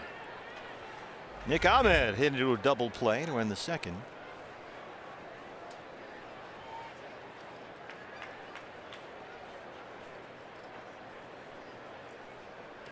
That overturned call at first base saved Nick Ahmed an error. Yeah, good call. A rare Nick Ahmed error. And boy, he did everything he could on that Brandon Belt check swing hit last night. Made a terrific play. Shallow right center field. McCutcheon coming in. Chris Stratton has retired 11 straight D-backs. No score through 5.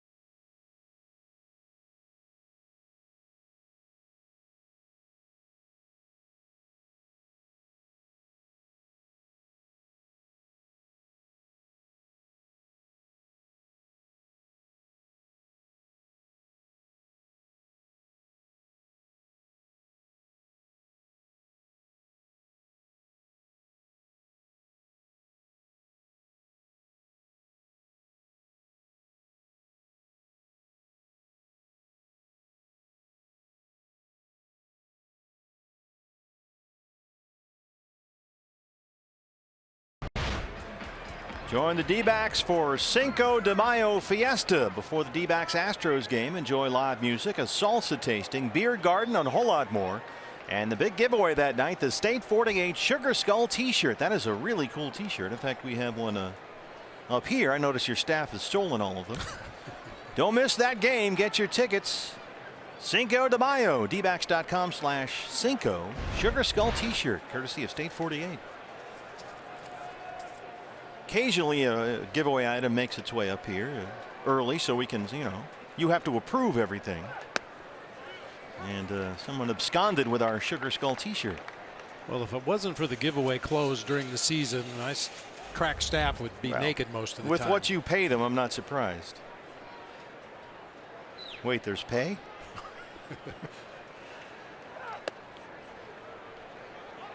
Posey has struck out and singled. He's 1 for 2. I don't know if there's ever a good time to face Buster Posey. Maybe 2 outs and nobody on base with a big lead in the game. But you definitely want to get him leading off the inning. Couldn't check on the curveball. 1 ball and 2 strikes.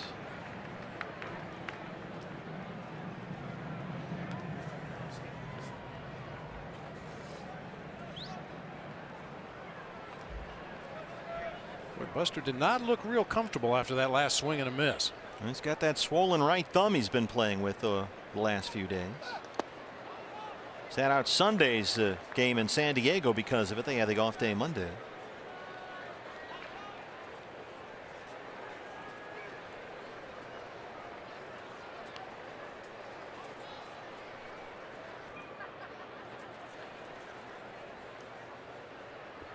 Two and 2.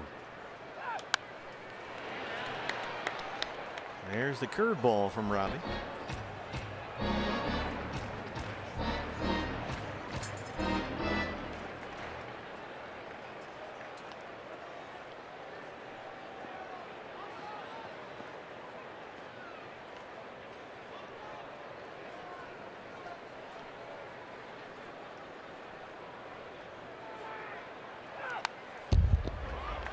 One thing the last couple nights, haven't really had to watch the mound visit scoreboard with the way the pitchers have been going at it. Johnny Cueto and Patrick Corbin last night, and the 2 guys tonight hooked up in another duel.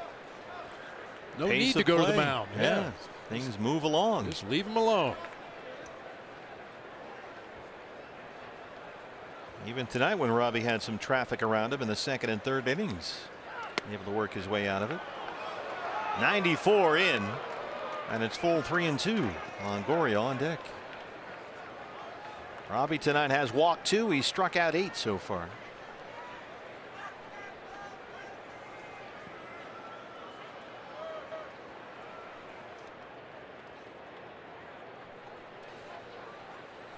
Coming back in. Missed with a slider, his 3rd base on ball. That snaps a stretch of 7 straight retired by Robbie. And we'll see Longoria, who has doubled and walked so far tonight. Third baseman Evan Longoria.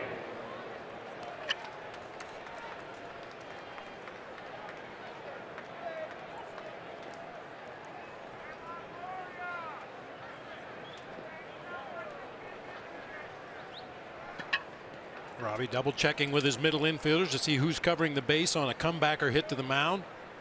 Ketel Marte, really the only middle infielder close to the bag at second, with Nick shading over in the hole a little bit. Longoria jumps on a first pitch fastball. He sits safely now in 5 of his last 6 games. Longoria, he homered and doubled Saturday at San Diego.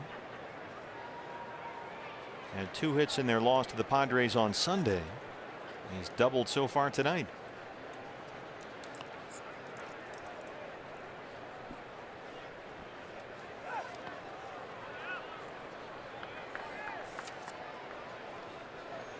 Pitcher spot is due up second in the bottom half of this inning. Robbie approaching 90 pitches in the ball game.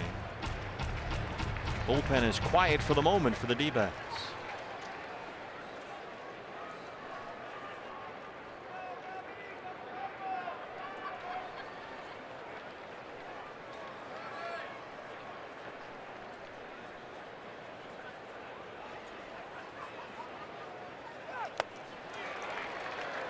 Well, he's taking his hacks. I'll tell you, he's a different looking hitter tonight than we saw in San Francisco. How so? You can just tell by his body language, his timing. He's right on everything. Just missed that fastball up in the zone that time. And you can just tell by his facial expression. There's a calmness about him right now that we didn't see in San Francisco. He was really searching for it.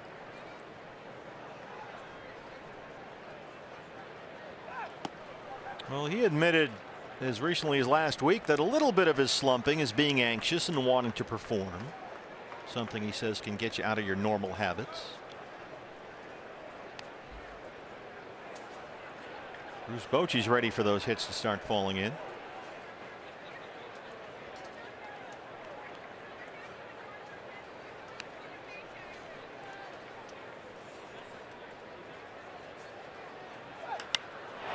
Two is hit high in the air, deep left field,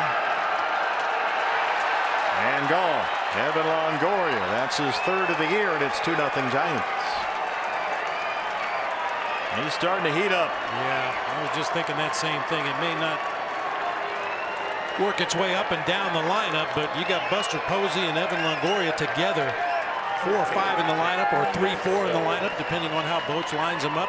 Maybe they'll start scoring some runs. Longoria just absolutely locked in right now. 84-mile-an-hour slider, belt high inside part of the plate. Absolutely crushed it. Well, they've been waiting for Longoria to get going. And he's off and running tonight. A double, a walk, and a 2-run homer. Here's Brandon Belt with the shift on. Belt has been hit by a pitch and struck out. Now some stirring in the D-back bullpen as things will get busy down there.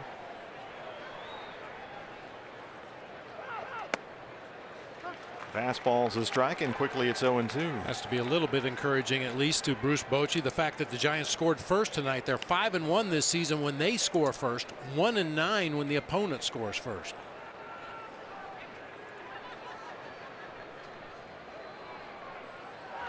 Well, he's also happy, I'm sure, they scored more than 1 run. They've only scored 1 or fewer runs in 9 of their 16 games so far. But they now have a 2-0 lead.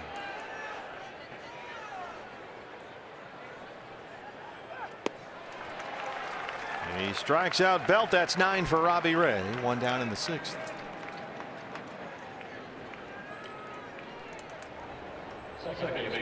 Fernando Salas, the right-hander, starts to get loose in the Sanderson Ford bullpen. Mike Fetter's the coach down there. Kelby Tomlinson 0 for 2. In there at second base tonight. The night off for Joe Panik.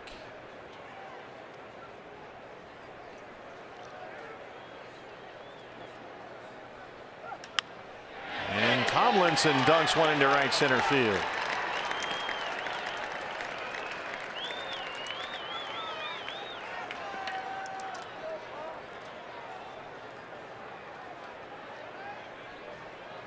Brandon Crawford 0 for 2. Crawford is the number 8 hitter. Chris Stratton, the pitcher, comes out in the on-deck circle. The way he's going, you're not going to take him out of the game yet.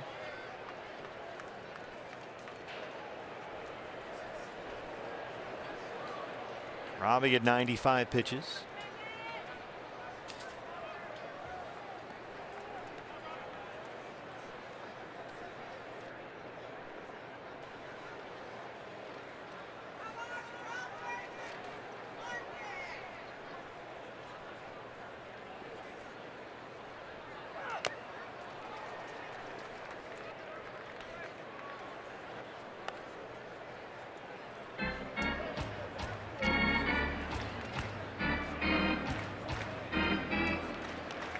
Giants don't run a lot, and I wouldn't expect Tomlinson to run in this situation. You got a left-handed pull hitter at the plate, and the fact that Goldie's holding Tomlinson on the bag over there at first leaves a big hole on the right side for Brandon Crawford to possibly roll over and try to get one into right field.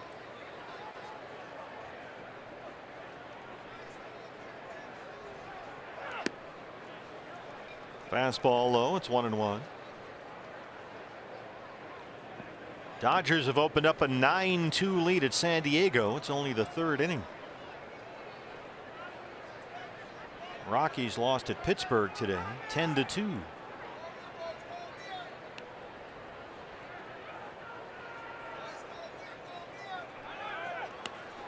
Tomlinson on the move. Here's the throw, and they got him.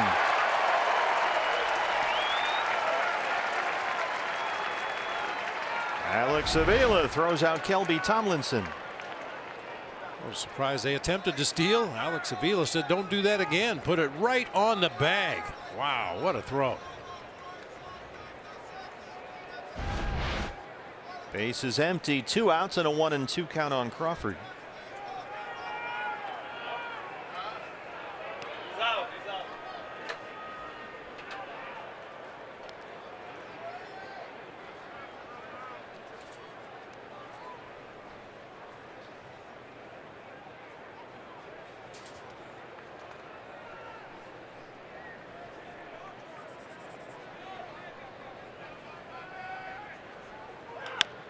Reaches out and taps it to shortstop. Ahmed charges. And Robbie Ray is through 6. Evan Longoria's third of the year has made it 2-0 San Francisco.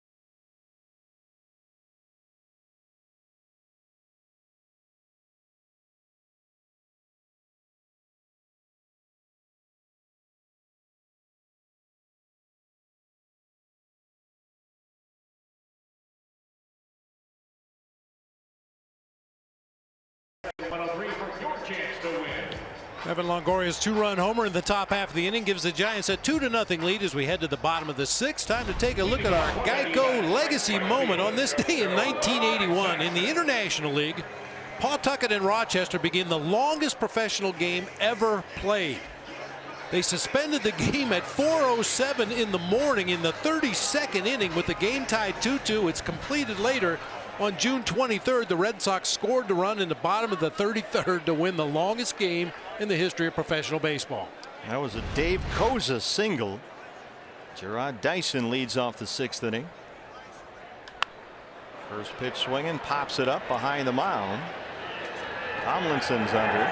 12 in a row retired by Chris Stratton. There's some big names in that game. Wade Boggs played for Pawtucket. Rich Gedman caught for Pawtucket that night. Cal Ripken Jr. was playing third base for Rochester. Went 2 for 13, I think, wasn't it, in that game? Yeah, 2 for 13. Christian Walker will hit for the pitcher Robbie Ray. Yeah, they were. The Paw Sox were trailing at 2 in the morning, and Wade Boggs had a base hit to continue the tie game, and the game went on. They called it at 4 because it was Easter Sunday morning when they sent everybody home at 4 a.m. at good old McCoy Stadium. Oh boy. Some great quotes that came out of that game. Cal Ripken said, "I've been watching for the bunt for 23 innings now." Christian, 5 plate appearances as a pinch hitter. He has walked and struck out 4 times. If you're a baseball reader, there's a tremendous book, a really, really good book that was written about that game called Bottom of the 33rd. And I highly recommend it. It's a tremendous read.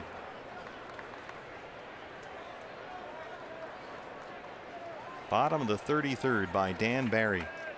April 18th, 1981. Along the line in right, Belt drifting over, foul ground. Cal Ripken also said of that game, it's the only time I can remember having breakfast for a post-game meal.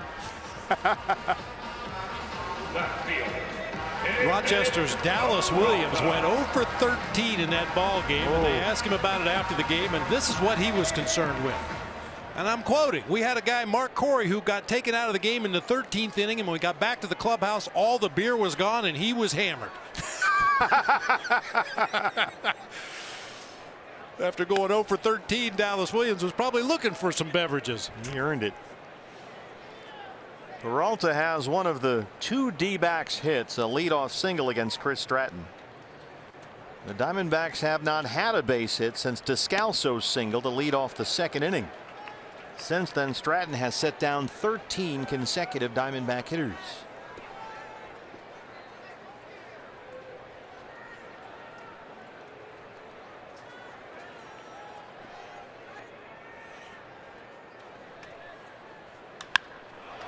This is out to Pence in left at the track, and it's off the glove. Peralta's in at second. Hunter Pence, of course, the longtime Giants right fielder, moved over to left field for the first time this year after they got McCutchen. Well, he just took his eye off of it that time. I thought it was up high enough that the light shouldn't have been a factor. I think he just kind of got his glove in between the ball and his eyes and not able to see it all the way in. That'll go as a 2-base error. Well, as you always say, make it hurt. Make it hurt. Snaps a stretch of 13 straight retired by Stratton. Peralta at second, 2 down for Ketel Marte, who's 0 for 2.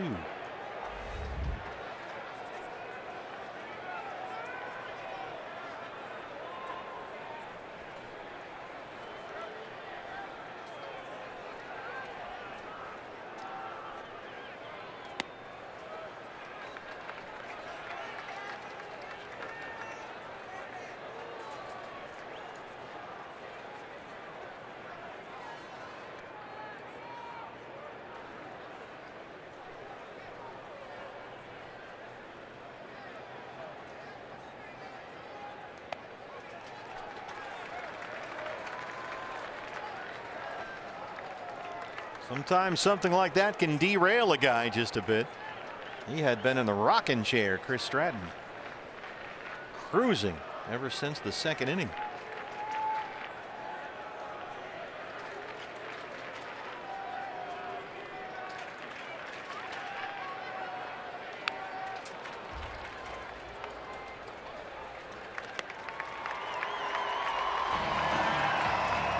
We've watched Ketel Marte as this season has progressed, and he's driving the ball to the opposite field quite a bit. And with that in mind, opposing teams are starting to shift their outfield around to the left side. You can see center fielder Jackson playing several steps over toward the gap. Pence is shading over toward the line. McCutchen and nearly in the gap in right center. A lot of room in the gap in right center and down the line. Yeah, he hits it toward the pool. He can run for a long time. That's on a play, and it's 2-2. Just a postscript on that longest game ever, Pawtucket and Rochester. One player did not get into the game. Oh, that hurts. Well, we just saw him in LA, Kevin Kennedy. Ouch. Well, he was a catcher, right? Backup catcher. You got to save that backup catcher in case you need him later in the game. Like in the 60th. Yes. We go to 30, you're in the game. Or 40. 2-2.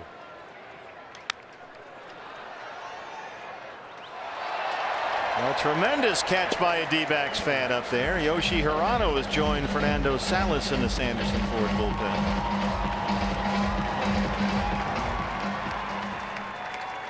And he gave it to a youngster. Good job. Nicely done. Nicely done.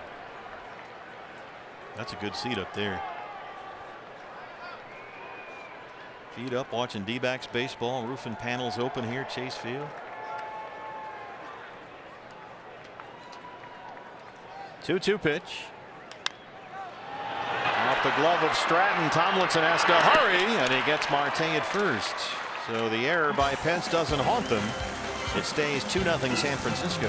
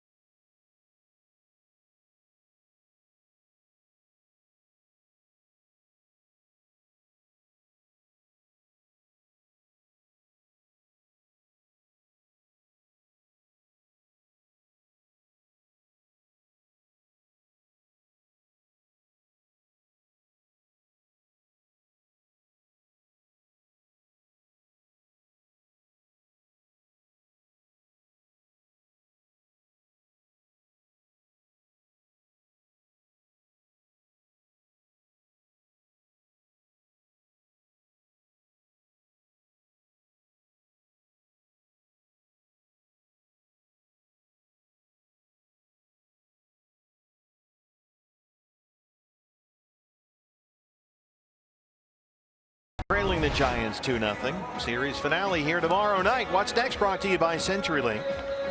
Zach Greinke on the mound against Giants lefty Ty Blach. Diamondbacks Live pregame show starts at 6 right here on Fox Sports Arizona. One more against the Giants tomorrow. And then the Padres are in for 3 starting Friday. New pitcher for the D-backs, the right-hander Fernando Salas, who's done a terrific job this year, a 1.69 ERA in 7 appearances. And the pitcher Chris Stratton, who's working on a 2-hit shutout, leads off the Giants' 7th.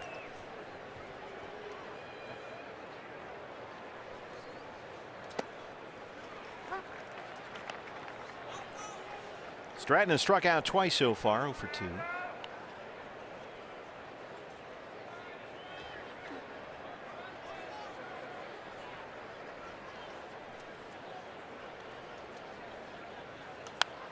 Giants in the middle of a 10-game 3-city trip. They lost 3 of 4 against the Padres at Petco Park. 3 here at Chase Field against the Diamondbacks, and then 3 against the Angels in Anaheim to finish up the trip. And you think they're going to get Jeff Samardzija back for his first start this year, Saturday against the Angels. Samardzija threw a bullpen session yesterday, coming off that strained right pectoral muscle. Had a rehab start for Class A San Jose over the weekend. They are still without their $62 million closer, Mark Melancon. And Stratton, it's his night. He rolls one through into left.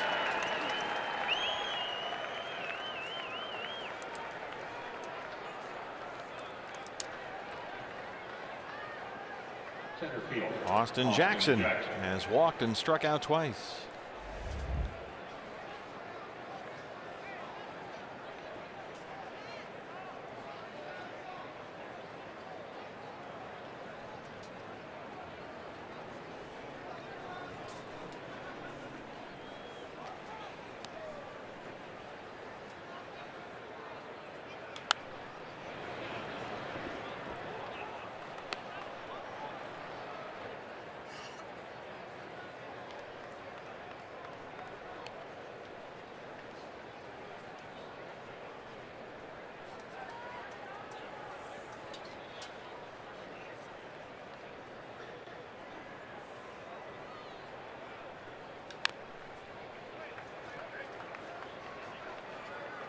Jackson drew a walk his first at bat in the ball game against Robbie Ray. That was only his 3rd base on balls this season.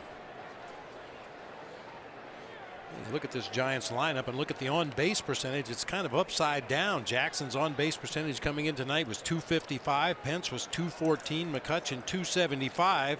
Longoria .218. You wedge Buster Posey in there with his .351 on base percentage. Then you look at the bottom of the order. Tomlinson and Crawford and Belt were the 3 guys that had the highest on base percentage on the team. But I know from experience, Bruce Bochy's just trying everything he can think of to mix and match, try to put the right combination of guys together in the right spot in the order, and just hope something clicks. Got some veteran hitters, that's for sure. This is a veteran ball club. Speaking of which, Albert Pujols had a base hit for the Angels against the Red Sox today. Boston leads in Anaheim right now 6-0. For Pujols, 2,990 career hits. He's 10 shy of 3,000.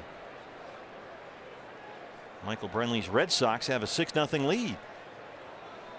Rafael Devers hit a grand slam off former D-back Tyler Skaggs. 0-2 on Austin Jackson.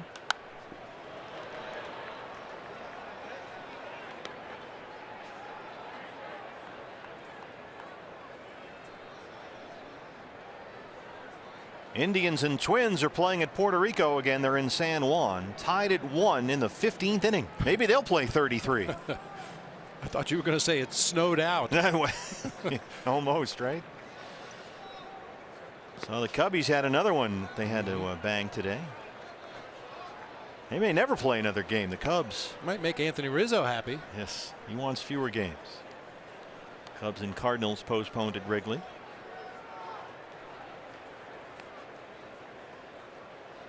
Dodgers still leading in San Diego 9-4. Rockies 10-2 losers at Pittsburgh.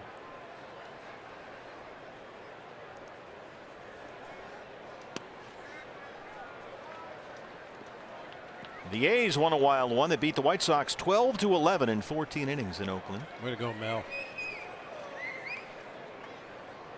And the Blue Jays beat up on Kansas City 15-5. So a lot of offense around the majors today.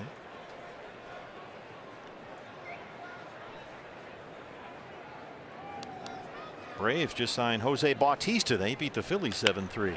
Oh, Descalso knocks it down, recovers. They get one, and they get two. Oh my goodness, a D-back double play. There was a number of good plays right here just to knock that bullet down, keep it on the infield. Our Chaz Roberts Air Conditioning and Plumbing cool play of the game. Marte picks a throw out of the dirt at second base and still has the arm strength to fire on to first in time to get the leadoff hitter. What a play. They got Jackson by his step. Descalso's been terrific down there at third tonight. So base is empty, 2 down for Hunter Pence, who's 0 for 3. 109 miles an hour off the bat. That line drive to third base. Why do they call it the hot corner? Wow.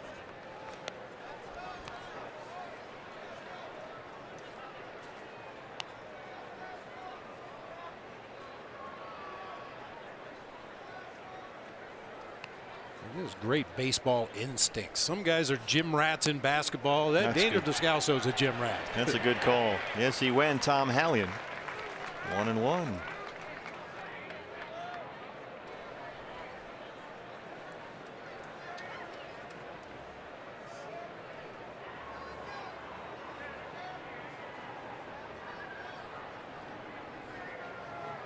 He's a gym rat. Ketel Marte's all swag. He can pick it down there. And there's the swag right there. The shoes, the whole thing. Good internal stopwatch there for Marte. That ball was hit so hard he realized they still had a chance to possibly turn that double play, and with his strong throwing arm they were able to do so. Oh, look at the reaction by Hunter Pence. Fastball down and away off the plate. Called a strike by Phil Cuzzy, and it's 2-2.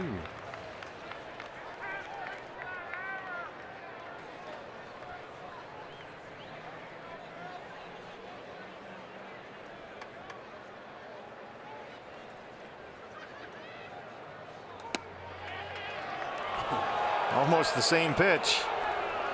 Full count, 3-2. McCutcheon on deck.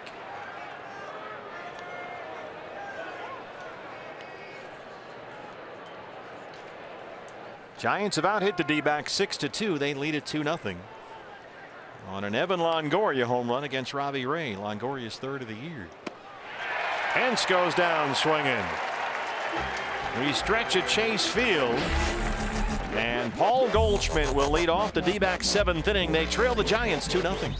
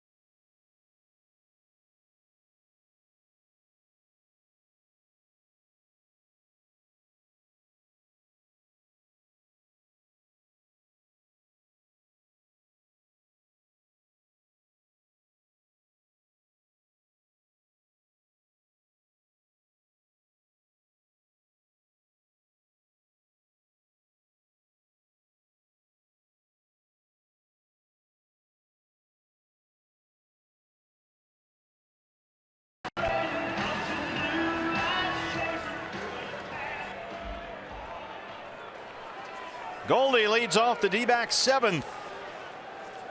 The Giants' Chris Stratton working on a 2-hit shutout. A 2-0 lead courtesy of Evan Longoria's 3rd home run this year. Goldie, Pollock, Descalso 3, 4, and 5 due up.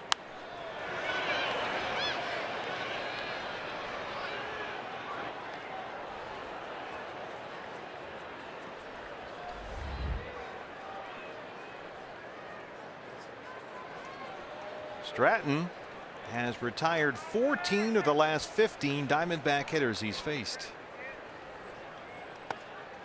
A fastball in, 1-1 on Goldie. Peralta's single in the first, Descalso's single in the second, and it has been the D-backs offense tonight. Stratton's not walked a batter, he's got 6 strikeouts. Center field, right at Jackson, who's got a late break, and it gets behind him. Hunter Pence tracks it down. Goldie's got a double, or at least he's on second anyway. It was coming right at him, and then he realized it was sinking.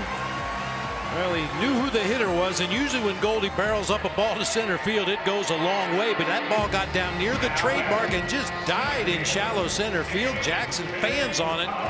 Fortunately for the Giants, Hunter Pence hustled over from left field to back that play up to hold Goldie to a double.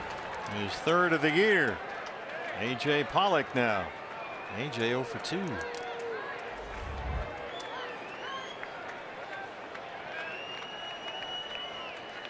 Well, you always say the toughest play for the center fielder is the ball hit right at him, and we just saw why. Especially on those big, strong guys like Goldie. You see that full swing, you see the ball come off the bat. Your first instinct is to freeze or maybe even go back a step or two, and then that ball just sinks in front of him. Stratton has hit 80 pitches now, 54 for strikes as he works his way through the D-backs order for the 3rd time tonight. No one warming up in the Giant bullpen.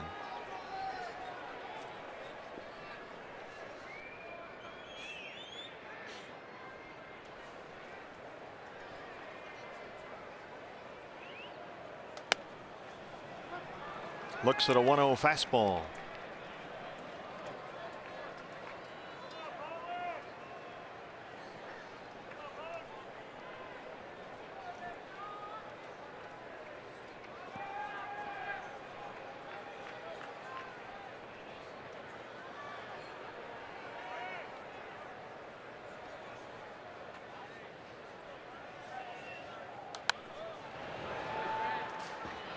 I thought perhaps we'd see some activity in that Giants bullpen with Goldie reaching second to lead off the inning here, but some bodies moving around, nobody throwing quite yet for the Giants. Here's Corey Guerin drinking slowly.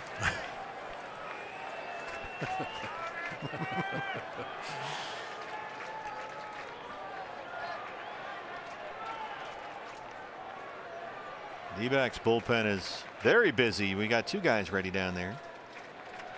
1 and 2 on A.J. Pollock. Slider is there, says Phil Cuzzy. Showed up as a strike. That's that front door slider. Started right at the right-handed hitter. Try to break it over that inside corner, and that looked like a pretty good pitch. 7 strikeouts for Stratton. Descalso singled in the second. He's 1 for 2. Chris Stratton has now gone 7 1/3 innings tonight. That is a career high.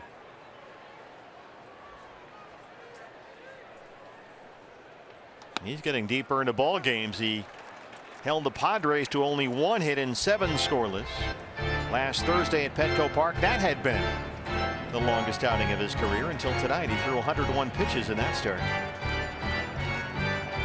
Posey wants a word. Mound visit charge to the Giants.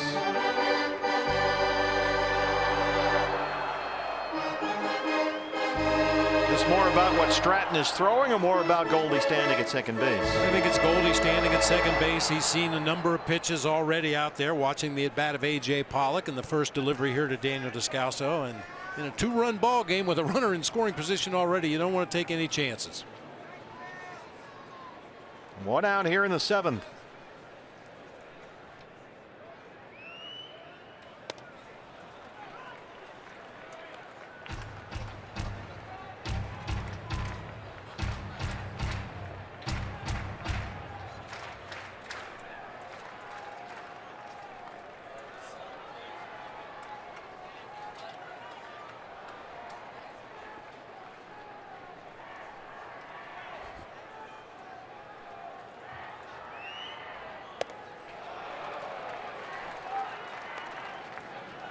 Tried to check on that fastball. It's a ball and 2 strikes. Alex Avila, the on deck hitter.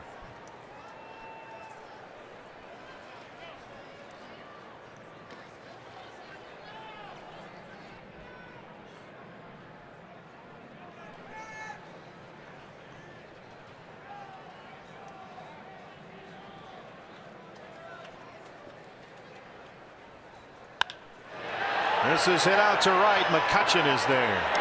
Goalie at second. He'll stay put.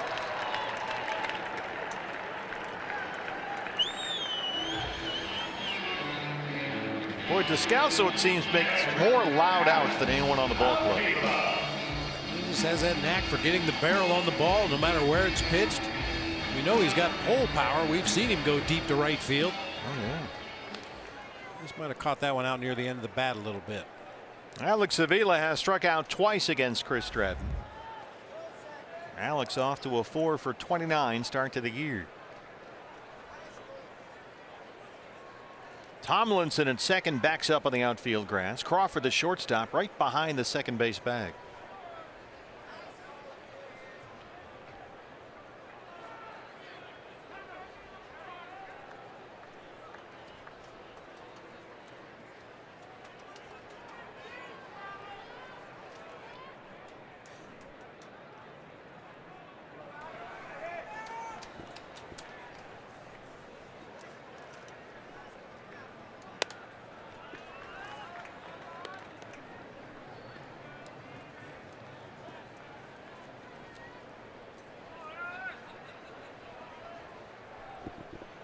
Good time to break out right here. Alex has struck out his first 2 at-bats in the ball game after a leadoff single by Descalso in the second. He punched out, made the second out of the 5th inning with a strikeout.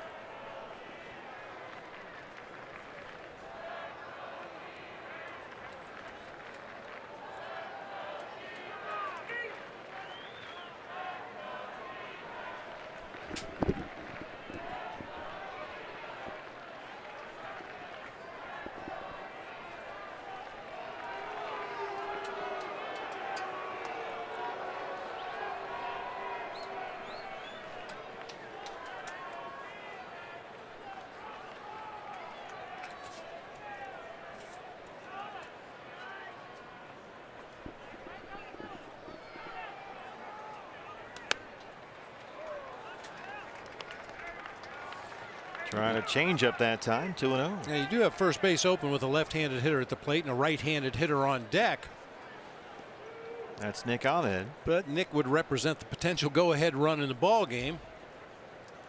And conventional wisdom is you don't put the tying or potential go-ahead run on base intentionally or semi-intentionally if you pitch around a guy.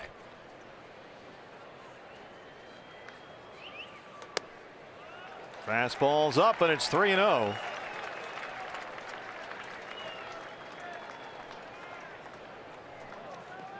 Well, Nick is 0 for 2 tonight on deck. He's stuck in a 2 for 30 right now. Stratton in 90 pitches. 3-0 on Alex Avila.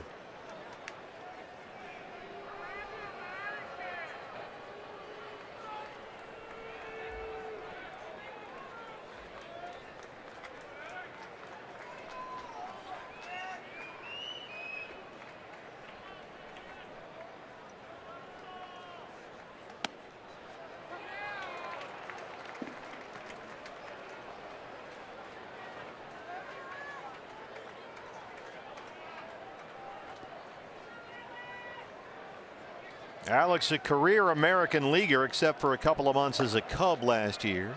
Watson starts to get busy. And the Giant bullpen, he was the losing pitcher last night.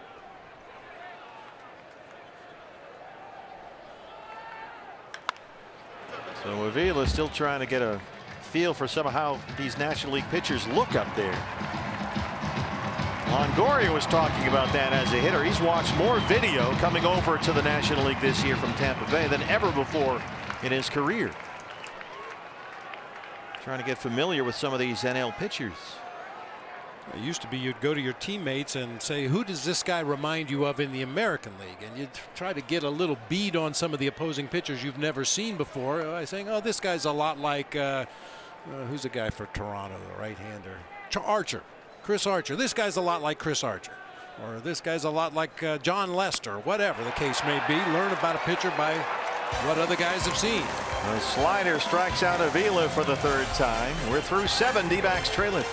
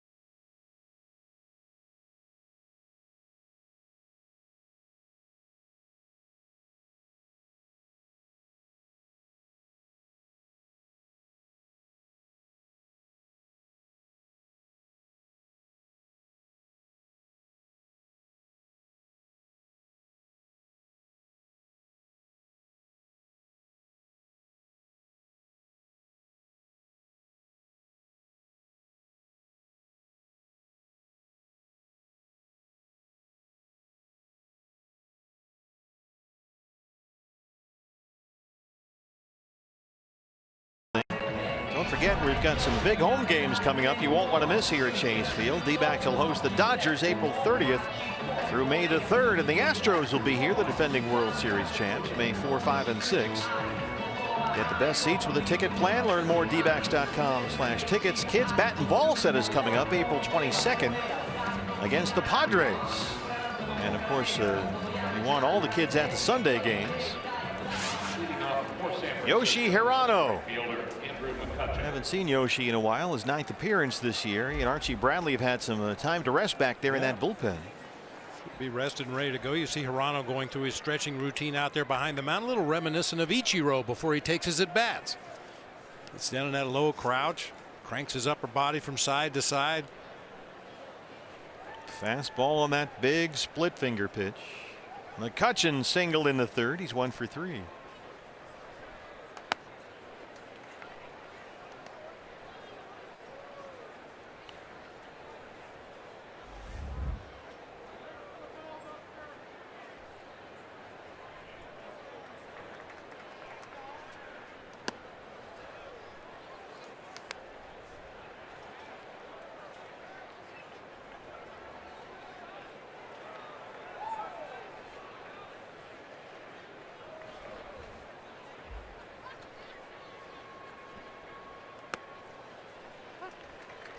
Fastball's in there on 2-0.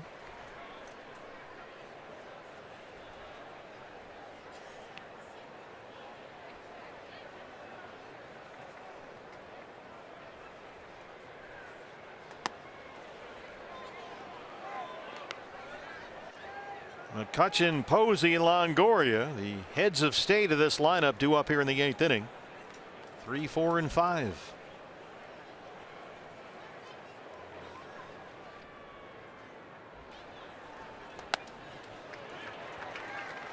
Fastball's right there at the belt. Full count, 3-2. Posey has singled, walked, and scored a run tonight.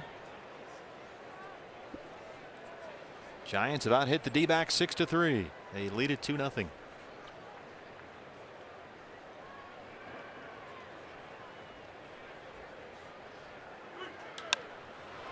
This is in the air, right field for Dyson.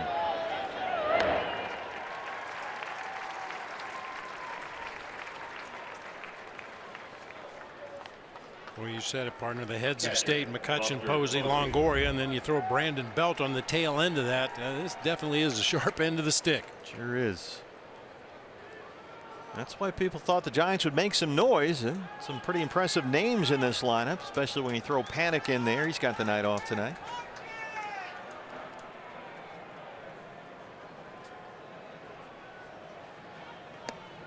but off to a disappointing 6-10 start in San Francisco. They've lost 4 straight.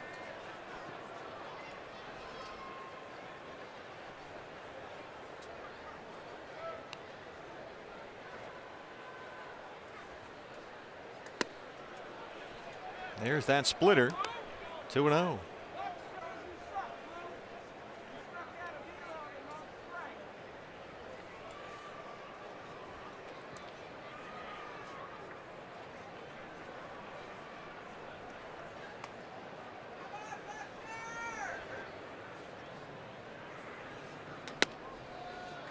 Fastball right to the glove there. 2 balls and 1 strike.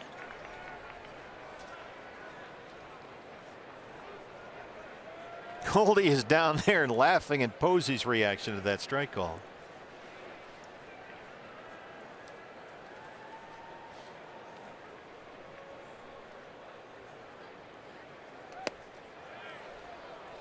A little low that time, and it's 3-1.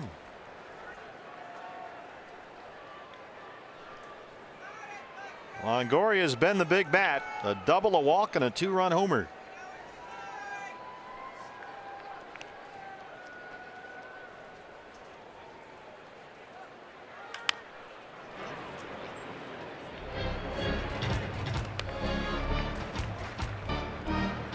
Steven Souza Jr. taking batting practice today. He and Jake Lamb are coming along very nicely. Don't forget series finale here tomorrow against these Giants. D-backs Live pregame show at 6. Zach Greinke versus Ty Block.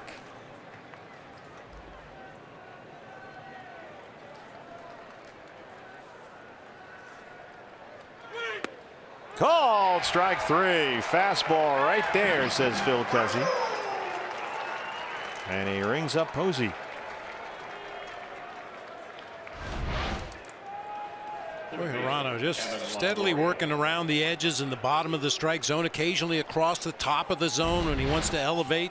Rarely will you see him throw anything in the middle of the plate. Excellent location on that pitch there. Longoria has been a problem tonight. His 2-run homer in the 6th inning against Robbie Ray is all the scoring. His 3rd of the year. There's that splitter, and he steals strike 1.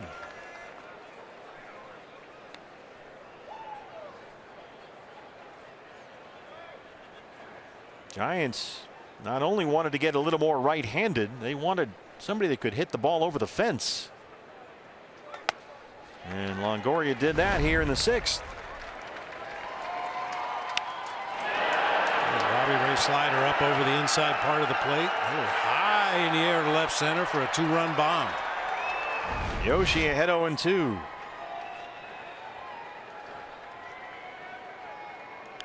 Oh, there's the old splitter. He just did get a piece. I know they play in a pitcher's park and all that, but the Giants' last 30 home run season was Barry Bonds in 04. It's been a while. 41 different players hit at least 30 homers in the majors last year. Giants haven't had a guy do it in 14 years. Longoria belts it into center. He's aboard for the 4th time tonight. He's a triple shy of the cycle. And you know, partner, I talk a lot about the advance reports and the advance video, and everything has changed in the last few days as far as scouting the Giants offensively. Right now, Evan Longoria is the guy you do not want to let beat you. Yeah, he's got it rolling. He's hit safely now in 5 of his last 6 games. He had a homer and a double Saturday in San Diego, 2 hits on Sunday. He's got 3 hits and a walk tonight, including a home run. Here's Belt, who has been hit by a pitch and struck out twice. Shift is on, and there's ball 1.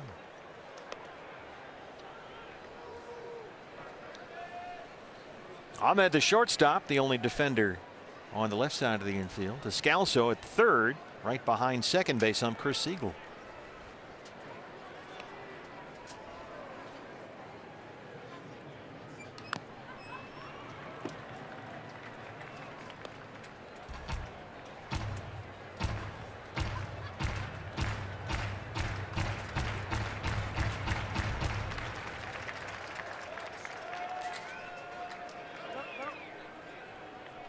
We're talking about giant 30 home run seasons. Bonds was the last one. It's been a while since they had a first baseman hit 30 homers. Last giant first baseman with a 30 home run season, Will Clark, 87. Wow. The traditional power position. Belt last year tied a career high 18 home runs, but of course missed the last 2 months of the year after a concussion.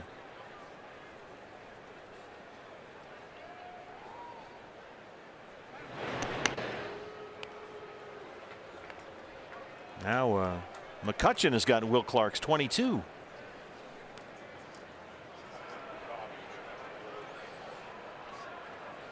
I did some postseason games for one of the networks a few years ago, and Andrew McCutchen, one of the other media members, asked him, when did you know you had arrived here in Pittsburgh? And he said, when people on the street stopped confusing me with Larry Fitzgerald.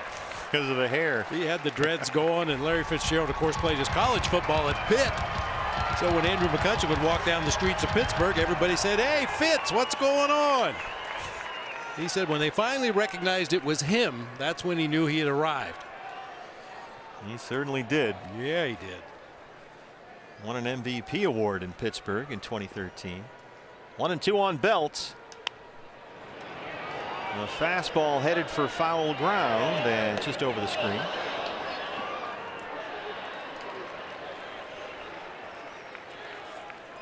Diamondbacks in the bottom of the 8th inning will have the bottom of the order due up. Ahmed Dyson, the pitcher spot, 7, 8, 9.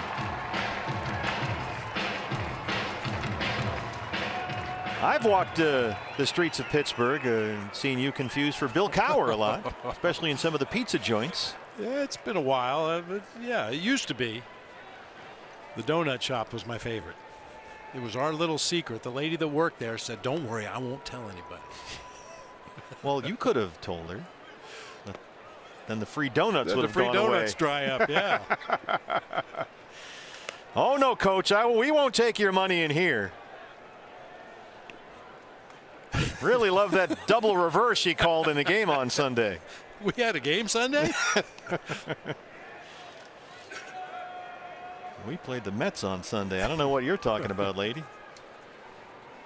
2 balls, 2 strikes, 2 outs.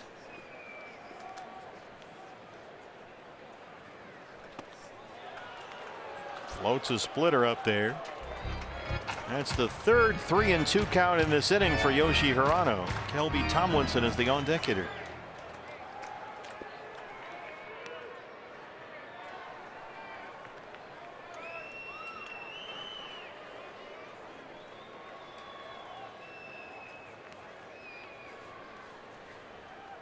There goes Longoria. Belt fouls it back.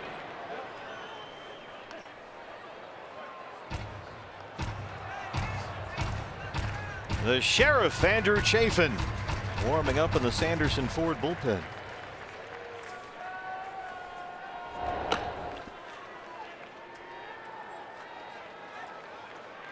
Tomlinson, the on-deck hitter. You've got the lefty Crawford behind him. Longoria off of the pitch again. Fly ball to left field. Peralta.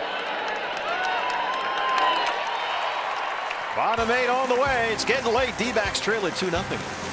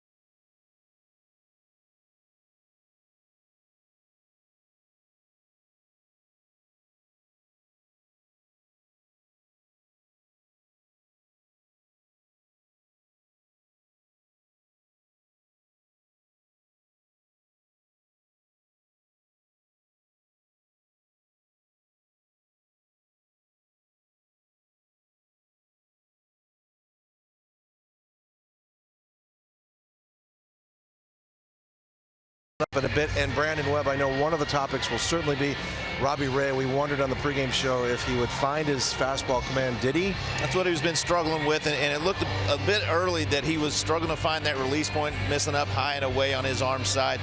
Felt like towards the middle of the game he started to find that, really got it going, and started to settle down.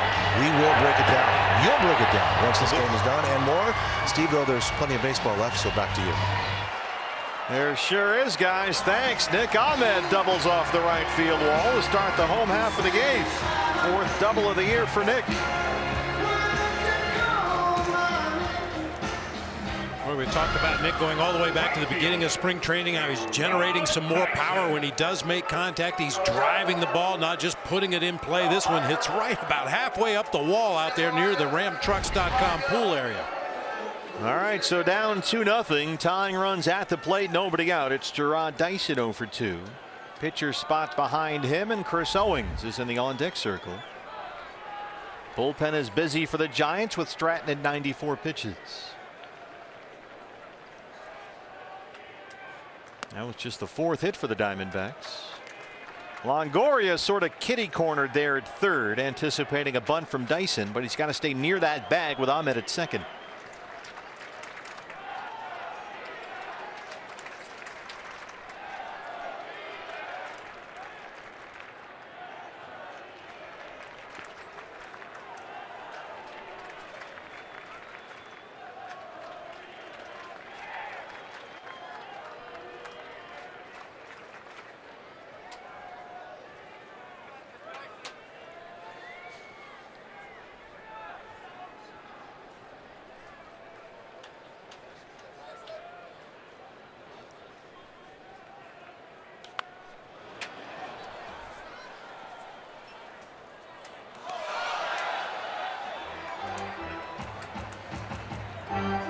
Longoria is very familiar with Gerard Dyson from their time together in the American League. He's probably fielded more than a few bunts against Gerard Dyson, but I've said it many times, I really like that as an offensive weapon for him. Not a sacrifice bunt, a bunt for a base hit.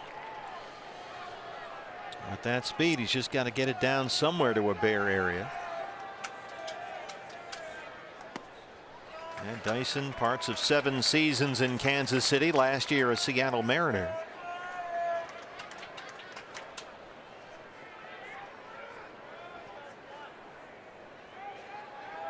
Hitters against Chris Stratton with runners in scoring position this year, just 2 for 15. 2-1. Fastball is right there at the knees. It's 2-2. Now with 2 strikes, Longoria will back off at third. Owings is set to hit for the pitcher Hirano.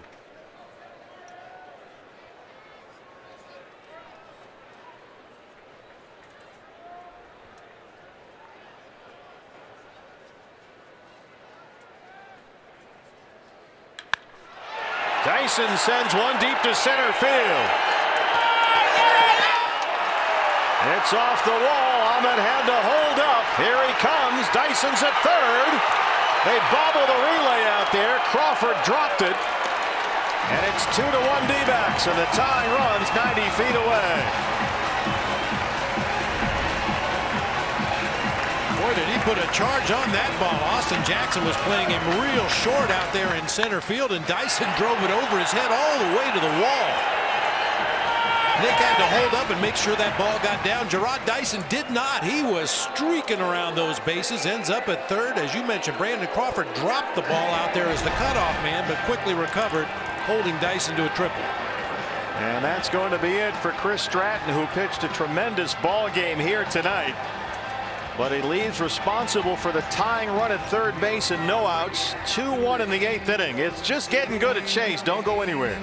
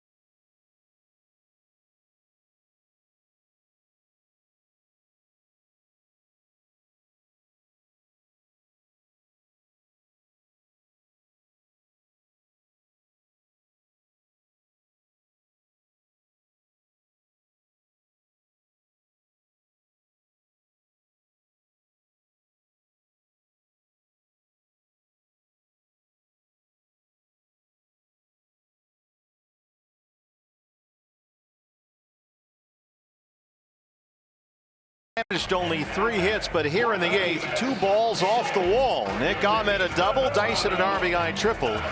He's the tying run down there at third with no outs. Chris Owings will hit for the pitcher.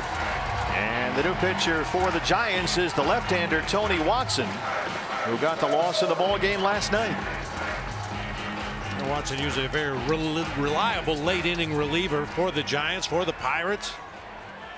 But last night, David Peralta was a little bit better. Found that hole up the middle of the field to drive home the game winner. What really hurt Watson was the 1-out walk to Dyson in that 8th inning before Peralta's 2-out knock provided the game's only run. Owings 280 and a home run. Infield in for the Giants. And a changeup from Watson's in there. It's strike 1.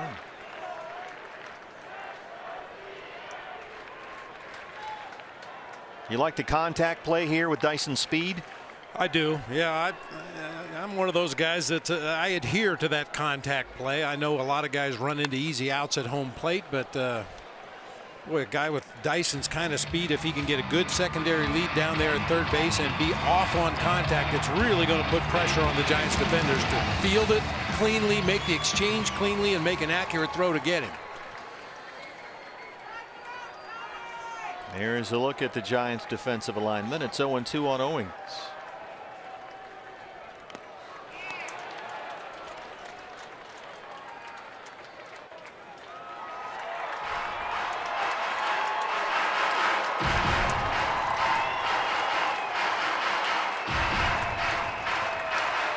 D-backs offense silent for 7 innings, but they've come to life in the 8th.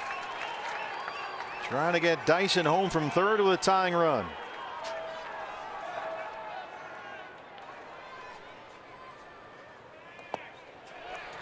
Slider missed. Seems kind of odd to bring in the lefty Tony Watson to face Chris Owings. The Diamondbacks only had right-handed bats available off the bench tonight. All the lefties are in the starting lineup. That slider from Tony Watson coming into Chris Owings. Popped it up. Posey near the screen. And he's got it.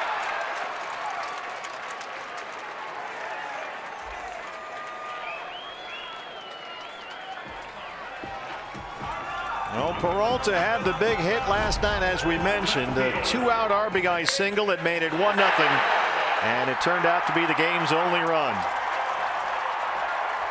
And he's up there now with a tying run at third and 1 out. He has singled and reached on an error by the left fielder Pence.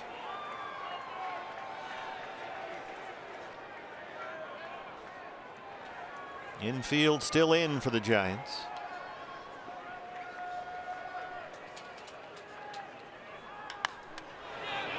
That one goes foul. Tom Halligan at first. Well, that would have worked out just fine. It really would have worked out nice. Right down the first baseline. Boy, that's not fouled by much. That last bounce was on the chalk. Of course, Belt's momentum carries him into foul territory.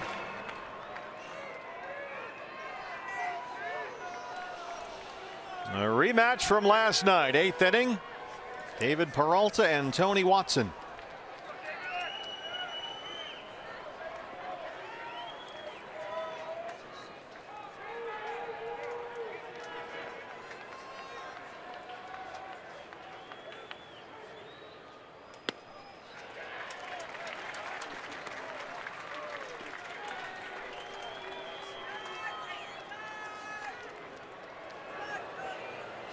Corey Guerin and Hunter Strickland, 2 right-handers. Phone's ringing, dude. Thank you, Donnie. Another slider, and it's 2-1.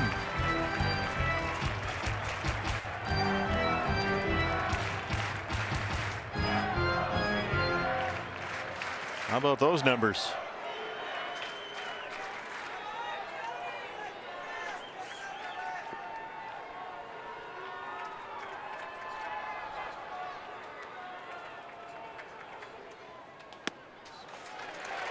David not biting at these sliders down and away. And it's 3 balls and 1 strike with Ketel Marte on deck.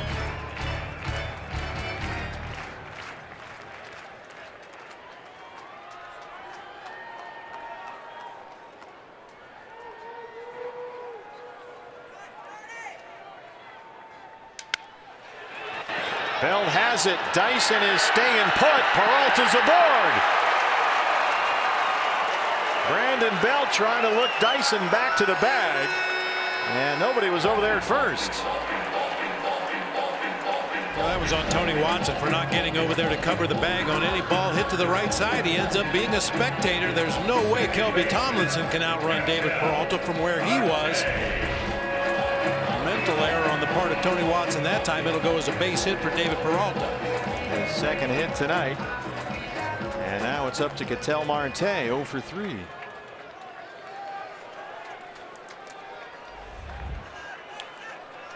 Ketel batting from the right side this year, the switch hitter, over 320.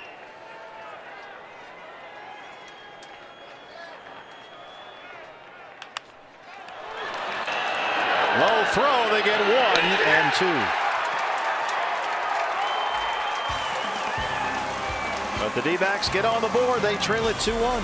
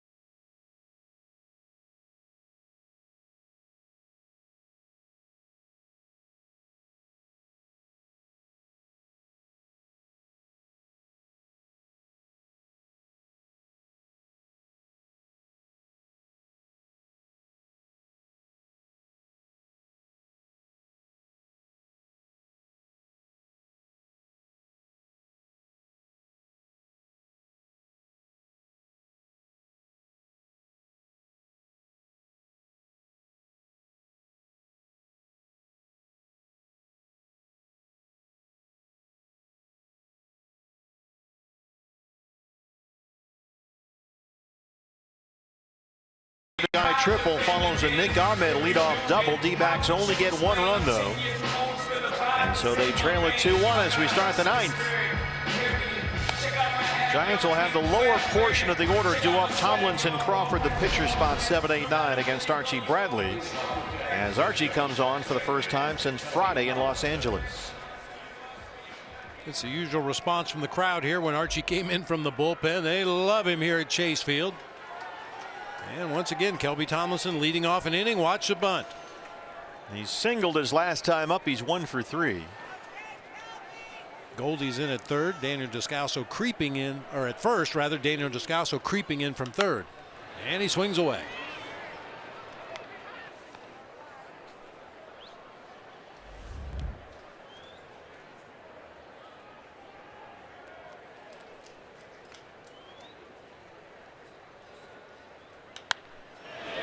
Down the right field line and foul. That's near our Golden Glover down there.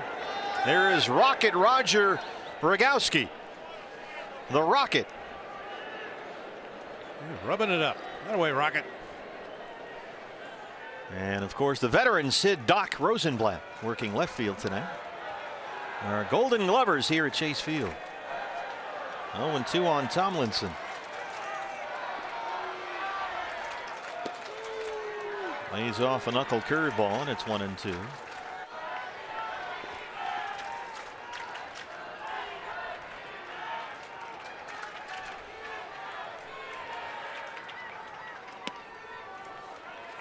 Keep in mind the Giants are still without their closer, Mark Melanson. He's been on the DL since the end of March with a right forearm problem. Hunter Strickland has been serving as the Giants closer in the meantime. At the curveball again, and Archie has the strikeout. It looked like Tomlinson was trying to argue that he got a piece of that knuckle curveball working its way down into the dirt. Nope, didn't come close. Accurately called by Phil Cuzzy. Brandon Crawford. Pitcher spot is behind Crawford, and here comes the Panda. Pablo Sandoval into the on-deck circle. Crawford tonight 0 for 3.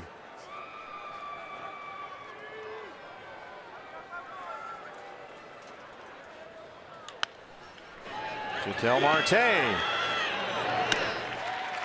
D-backs in the bottom of the ninth will have Goldie leading it off. Then A.J. Pollock and Daniel Descalso 3, 4, and 5. Pablo Sandoval will hit for Watson. Sandoval 2-11 with a home run. He was 0 for 3 last night. Started at third base.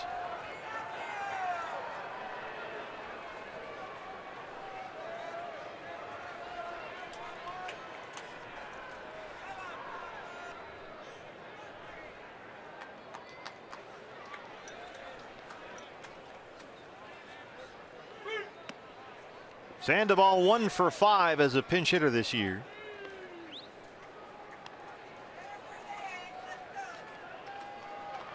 A switch hitter batting from the left-hand side.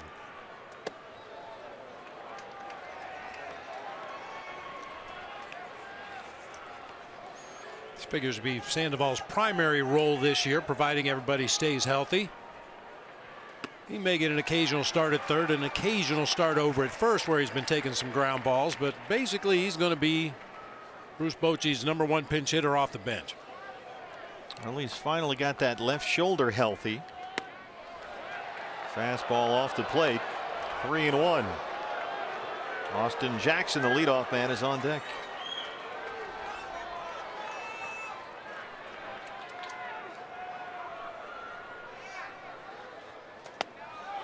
Hold on there, Pablo. Full count, 3-2 on the Panda.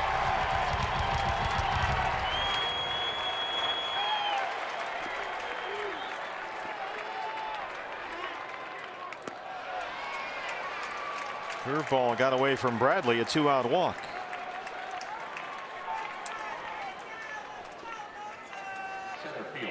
Austin Jackson has walked, struck out twice, and hit into a double play.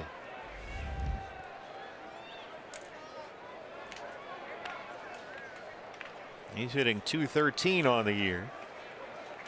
We'll get a pinch runner for the Panda. Gorkys Hernandez checks in at first.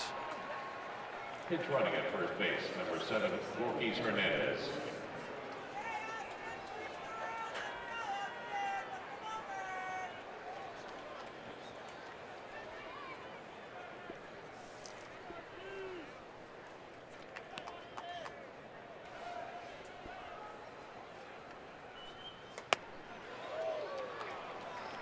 Fastball up, showed up as a strike, but it's ball 1, says Phil Cousin.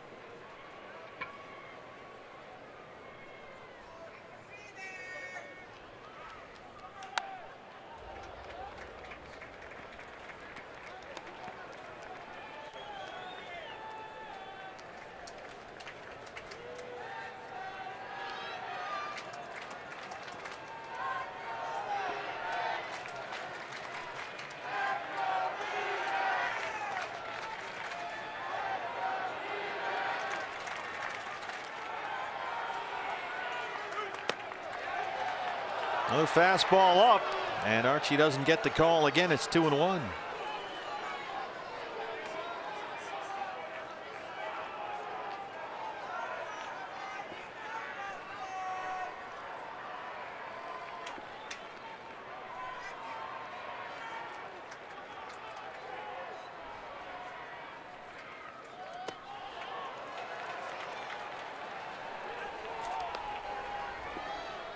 3-1. Pence on deck, and the big boys after him. McCutcheon, Posey, Longoria.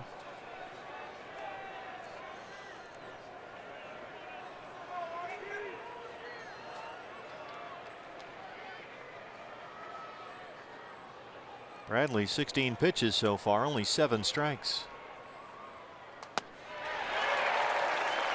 Fastball right by him, and it's full 3-2.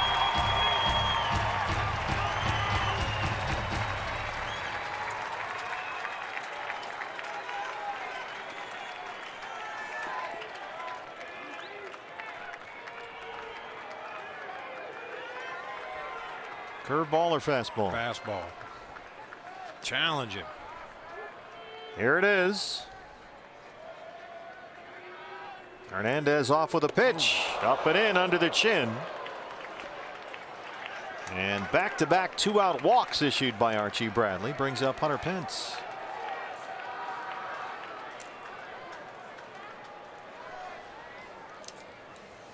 Archie has thrown 18 pitches, 10 of them balls, although the computer registered 2 of those fastballs as strikes. Here comes Mike Butcher.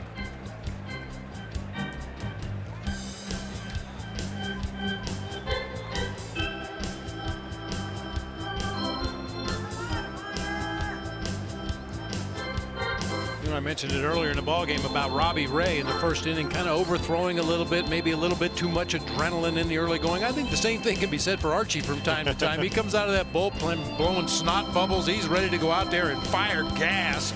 Sometimes he just needs to settle in a little bit, take a deep breath, and just execute your pitches. He does seem to use that adrenaline in his favor. There's no doubt about that. It's a high energy moment when he comes into the ballgame here at Chase Field. So now he'll face the slumping Hunter Pence, who is 0 for 4 with 2 strikeouts.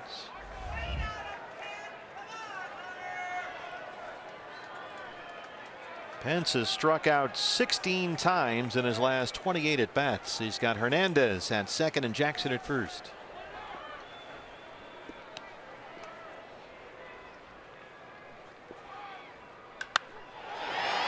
That's out of play.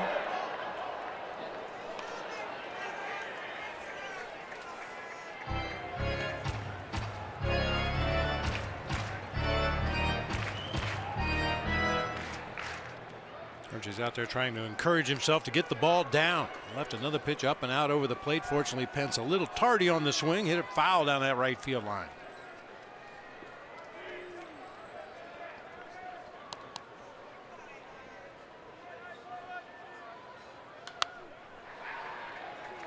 Oh, and 2.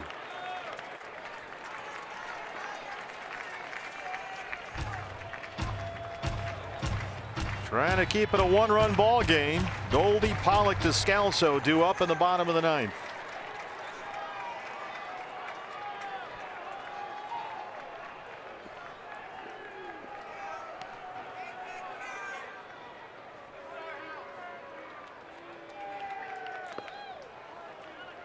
Curveball in the dirt. And that's right where he wanted it. In an 0-2 count, you want to throw that curveball at the bottom of the zone and have it maybe bounce on home plate, hopefully to get an aggressive hitter to chase a bad pitch for strike 3.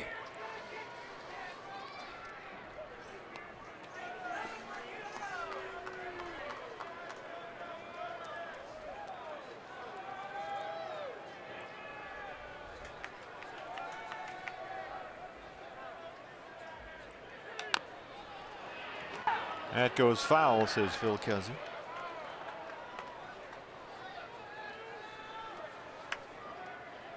Alex Avila tried to get out there and grab it as quickly as he can. Remember, home plate is in fair territory. Tried to jump out there, and it's where the ball is touched, not where the player is standing when he touches the ball. Yeah, that one spun back a little bit, clearly in foul territory when Alex grabbed it.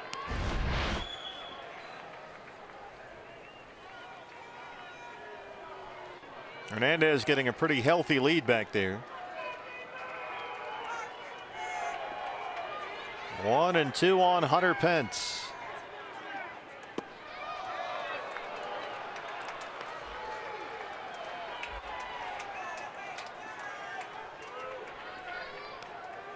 Archie worked pretty quickly, struck out Tomlinson. Crawford grounded out.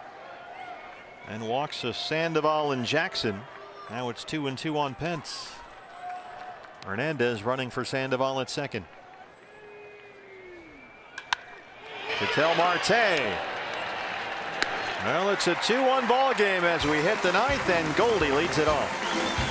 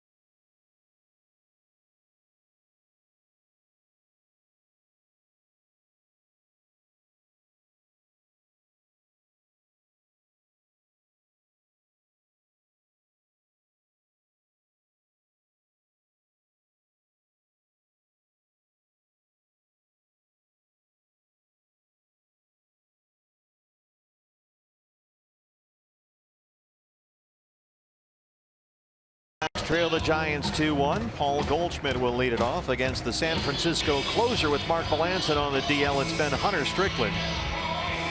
And as you can see, he is 2 for 3 in save opportunities. Now, Bob Brenly, do you recall the one that Hunter Strickland did not close out? I vaguely do, and this guy had something to do with it. Paul Goldschmidt at AT&T. Oh, my. That one's not going to come back. Oh, that was a big homer. And Goldie, who doubled in the 7th, will lead off the 9th.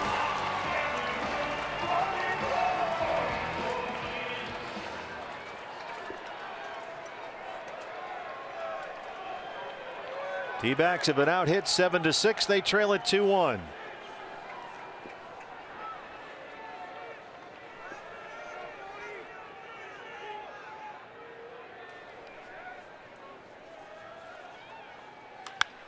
That's headed for right center field. Jackson has it on the track, and Goldie has a double. Tying run in scoring position to start the 9th. First pitch slider from Hunter Strickland. Goldie is all over it, right down the barrel of the bat, hits it into that gap in right center. Boy, short of hitting it over the fence, that's about the next best thing. In scoring position already. Well, Hunter Strickland, although he had some success in the closer's role early this year, does not have a great track record in these situations. He is 7 for 17 in save chances in his career. Tie run at second. Winning runs at the plate. It's A.J. Pollock, who's 0 for 3. The 3rd consecutive inning with a leadoff double for the Diamondbacks offense. It was Goldie in the 7th. Ahmed in the 8th, and now Goldie in the 9th.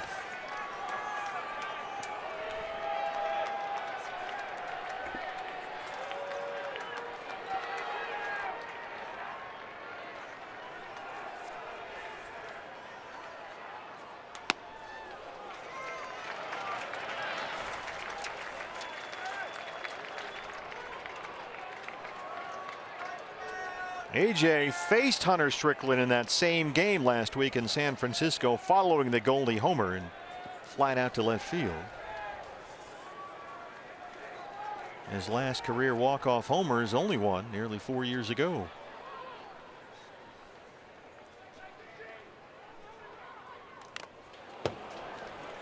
That one got Phil Cuzzy back there. That'll rattle the bird cage a little bit. Fouled straight back off that ear protector on the right side of the mask. I bet that feels great. That actually doesn't hurt that much. When it hits those extensions out the side of the mask, it just kind of spins it. It doesn't really give you the full force in the face. 1-1 on AJ.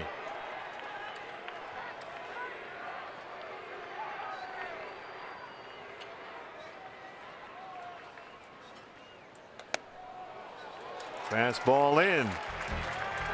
Each team now with 7 hits.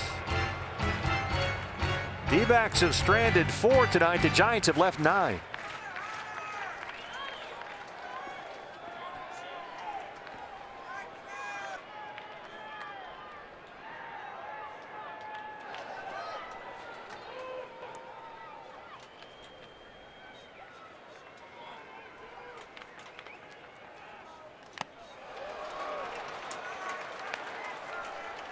Two and two. Daniel Descalso, the on-deck hitter. D-backs in the 8th inning. Had the tying run at 3rd with no outs and couldn't get him home. Now in the 9th, tying run at 2nd. Nobody out. Buster Posey wants a word. Here comes Crawford from shortstop. He's got something on his mind. Once again, Goldie on at second base. You know he's very aware. He's peeking in at Buster Posey's signs. He's been on second base his last 2 at-bats of the ball game. He's had a real good look at Posey's signs, and Buster's not comfortable, so they're going to change him again. Brandon Crawford relays it on to Kelby Tomlinson, the other middle infielder, so everybody knows what's coming.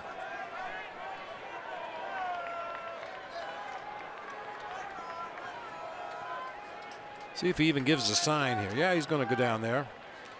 That's what we've seen in the past. The catcher makes a trip to the mound, goes back behind the plate, and doesn't even hang a sign. He verbally tells the pitcher what to throw. 2 and 2. Got a curveball. Good emergency swing right there. It's too close to take, but not really good enough to do anything with it. AJ struck out in all 3 at-bats last night. He's punched out twice tonight.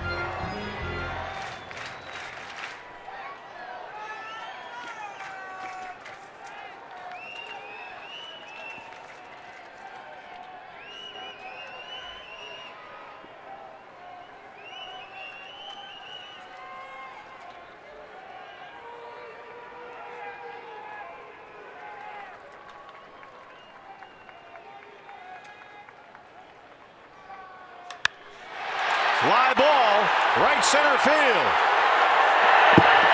It's off the wall. Here comes Goldie. It's an RBI double for A.J. Pollock, and we're tied at 2.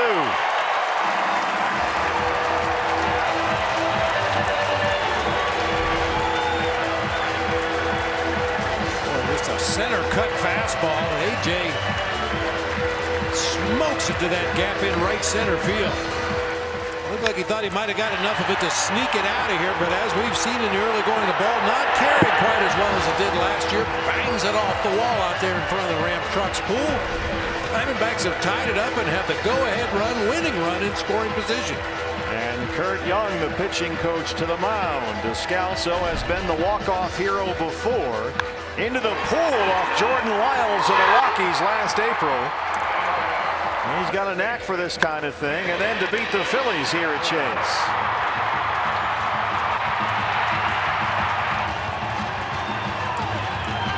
Well, they got a saying over there in that third base dugout, right guy, right spot. Yeah, you feel really good about him. 4 career walk-off hits. That last one you just saw, June 25th. Winning runs at 2nd and nobody out here in the 9th. Descalso single in the 2nd. He's 1 for 3 tonight. Longoria in on the grass at 3rd. 96 from Strickland. It's 0-1. Yeah, Giants not sure whether to expect a bunt or not. Longoria was a couple steps in front of the bag down there at 3rd and angled once again. Belt was playing in at first base. I think they were expecting Descalso to put down the sac bunt. Now Belt will back way up on the first base side. Longoria kind of creeping in from 3rd base.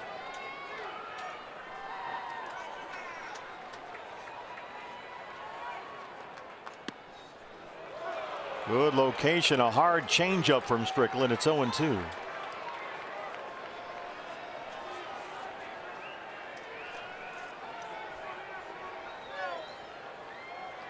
That Strickland changeup is generally right at 88, 89 miles an hour.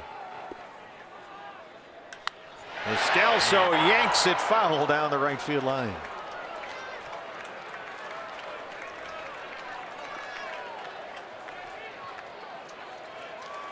He flew out hard to right field his last time up in the 7th.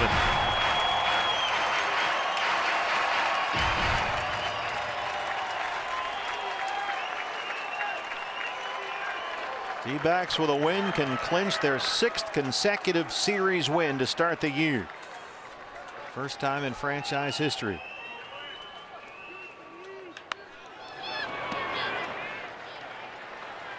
Daniel doing everything he can to move that ball to the right side of the field. Ideally, it sneaks through for a base hit. At worst, move A.J. Pollock up to third base with only 1 out in the inning.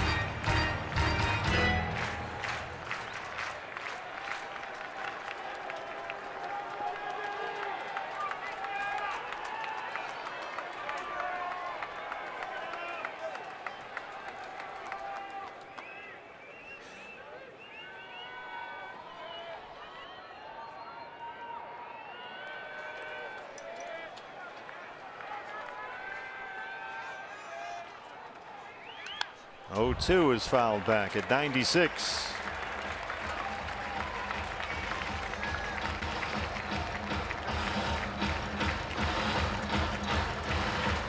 D-backs 12-4, equaling their best ever start to this point of the year. A win will make them 13-4 for the first time in 10 years. Boy, in this pull shift the Giants are playing for Daniel Descalso serves 2 purposes. It's holding A.J. close to the bag out there at second because Brandon Crawford is right behind him. If they were playing a more traditional straight up defense, I wouldn't be surprised to see A.J. Pollock steal third base if he thought he could. And A.J.'s pretty good about that. He knows when he gets enough of a jump and when he doesn't. And remember, Longoria's got a bit of a gimpy ankle down there at third. Sat out the game last night. 1-2 on Daniel Descalso. Center field, Jackson back it up. He's got it. Loud out number 1. We just said that about Descalso last time. All his outs have been loud lately. They have. And A.J. moves into third. Boy, Austin Jackson playing very shallow out there in center field. Daniel almost got this one over his head. Oh, man. Boy, that closing speed by Austin Jackson made the difference in that play. Fully extended. Well, now it's a case of getting that run home from third again. They couldn't do it in the 8th inning with nobody out. And now the winning run is at third base with 1 down in the 9th. Avila has struck out all 3 times he's been up.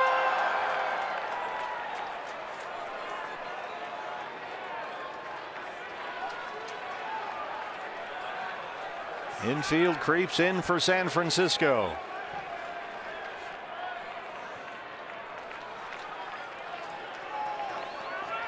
Crawford shaded near the bag at second.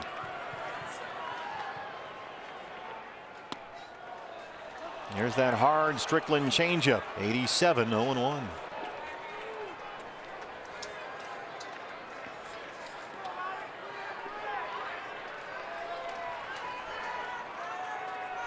Down 2-0, 1 in the 8th, and 1 home in the 9th so far.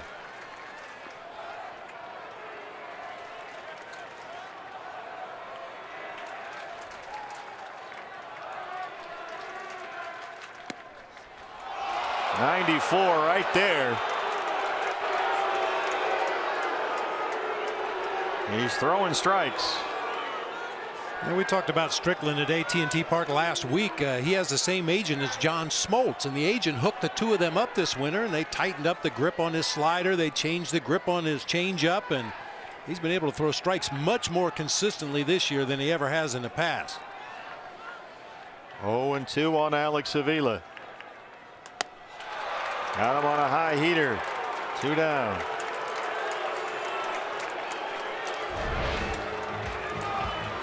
That elevated fastball with 2 strikes. So tempting, but tough to catch up to in the upper 90s. Well, Nick Ahmed doubled to lead off the 8th inning and scored the first D-backs run. It's up to him now. The winning runs at third with 2 outs in the 9th.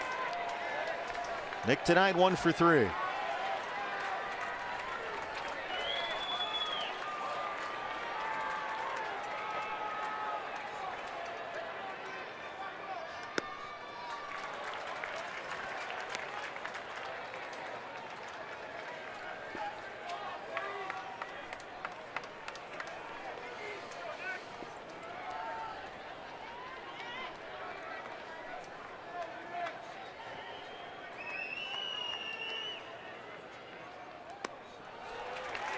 Breaking balls. It's 2-0.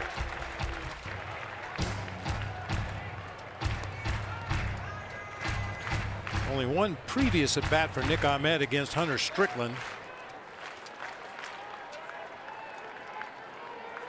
He lined out. Jackson in center, shaded over toward the pool. Hernandez well off the line in left.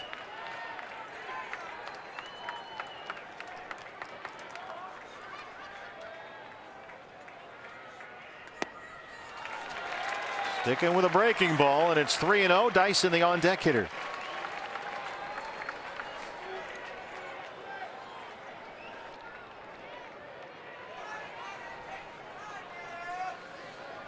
Trying to get Nick to bite at a curveball. Nothing doing.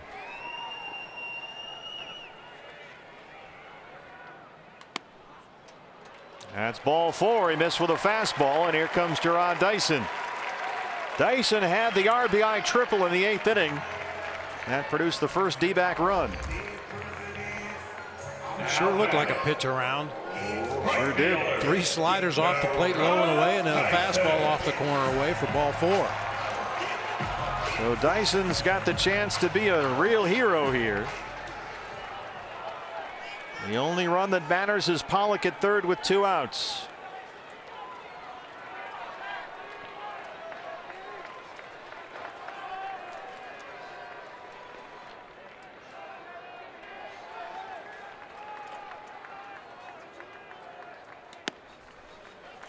There's that fastball right at the knees.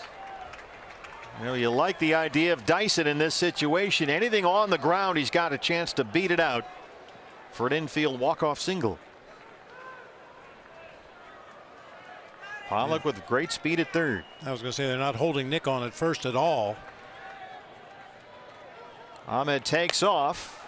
That fastball is up.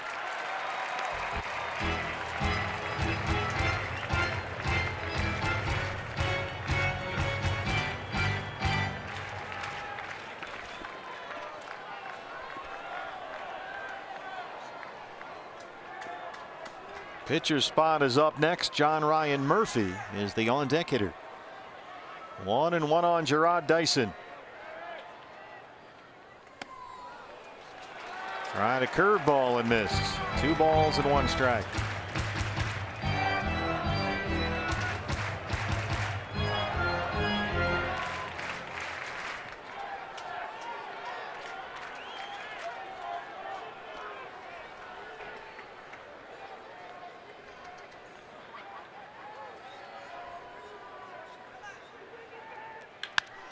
Bounce to first. Belt's got it. Strickland gets over there.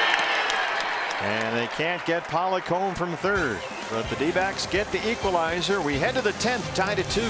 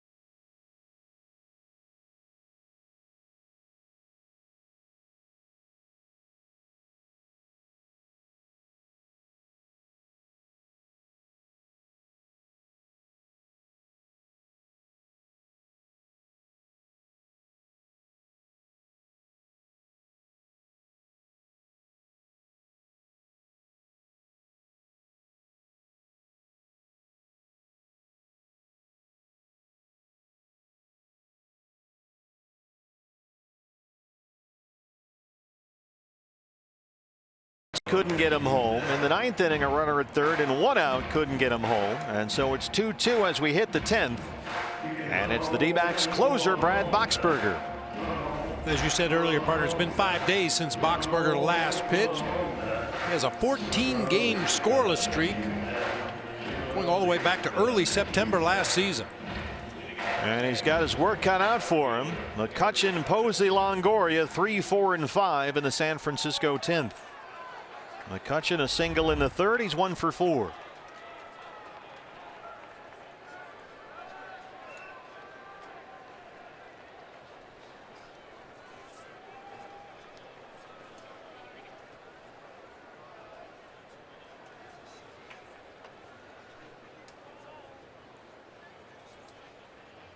You know who's responsible for the extra innings? It's you. Because you picked the Geico This Day in History. You selected a game that lasted 33 innings. Bad choice. Nice work. But the good guys won. Yes, that's true. Where is Dave Koza when you need him?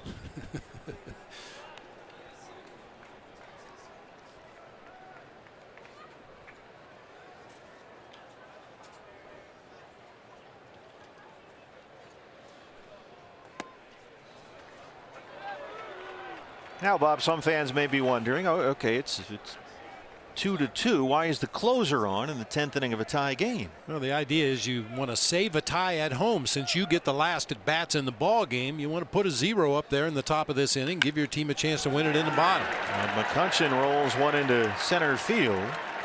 His second hit tonight, a leadoff single.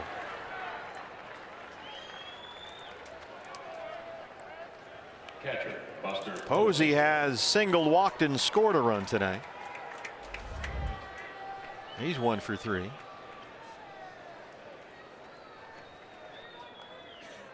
The guy who's done all the damage for the Giants is on deck, Evan Longoria.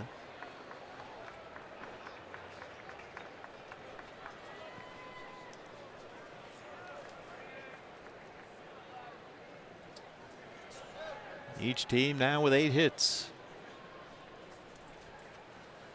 Posey shows bunt, takes a strike. Fastball just off the plate. He was thinking about bunting for a base hit. I don't think Buster Posey's ever been asked to put down a sacrifice bunt.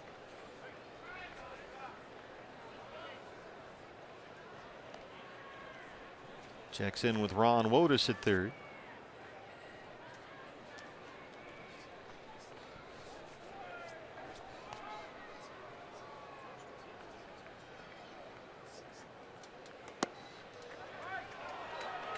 Pitch at almost the same spot, 1-1.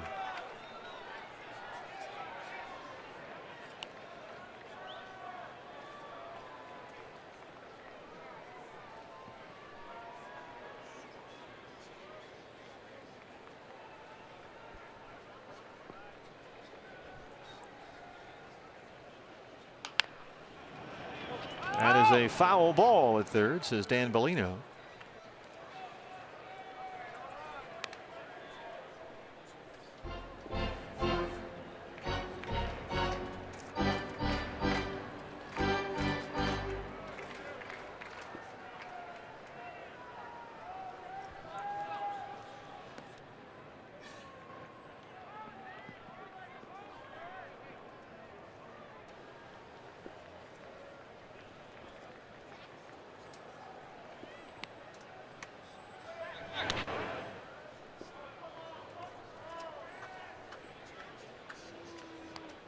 McCutchen with 2 steals on the season. Perfect 2 for 2. There was a time in his career you had to really keep an eye on him over there. He doesn't run nearly as much as he once did.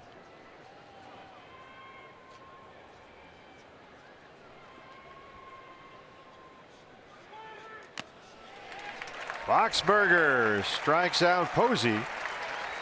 And now's a matchup of 2 former Tampa Bay Rays teammates. Third baseman, Evan Longoria. Longoria's been the big bat tonight. A double, a walk, a 2-run homer, and a single. These guys longtime teammates with the Tampa Bay Rays. Both traded in the offseason. Longoria triple shy of the cycle. We talked about Longoria in our open at the very top of the show. 3 for 3 with a walk so far. He's really started to heat up.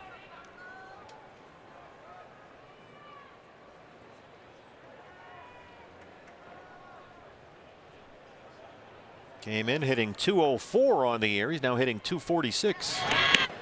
A close play at first. That one almost went up the right field line.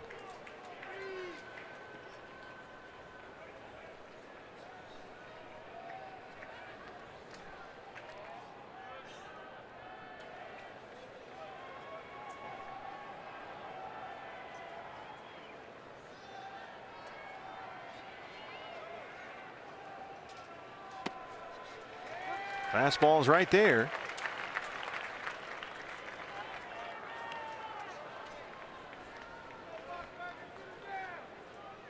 I had an American League scout tell me when we played the Giants in San Francisco that Longoria in his days with the Tampa Bay Rays, one at bat would go up and swing at the first pitch. The next at bat he refused to swing at the first pitch. And the next at bat he would swing at the first pitch again. He almost alternated being aggressive and being patient. AJ in center, and they retire Longoria for the first time tonight. 2 down in the 10th. Well, that's a big out. The way he was swinging the bat tonight, that guy is real dangerous right now. Brandon Belt 0 for 3. He's been hit by a pitch. D-backs will put the shift on. Descalso moves over from third to second base.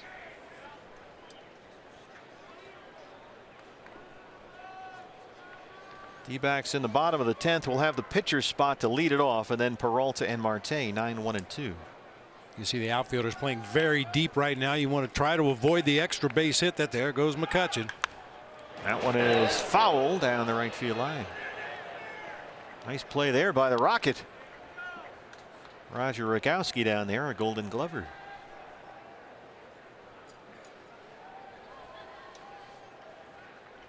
This is kind of a tricky one for Goldie. He's holding on McCutchen over there at first base, but as Brad Boxberger delivers the ball, he bounces off the bag and gets in a good defensive position. But you don't want to come too far off that first base line in this situation. A ball down in that right field corner would probably score McCutchen. You got a left-hand pull hitter up there.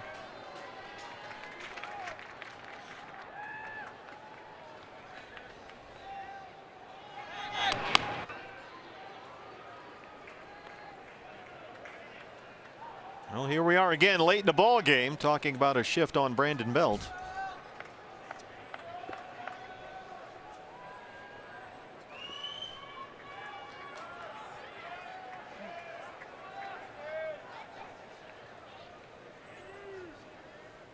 McCutchen holds. Fastball's up, and it's 1-1.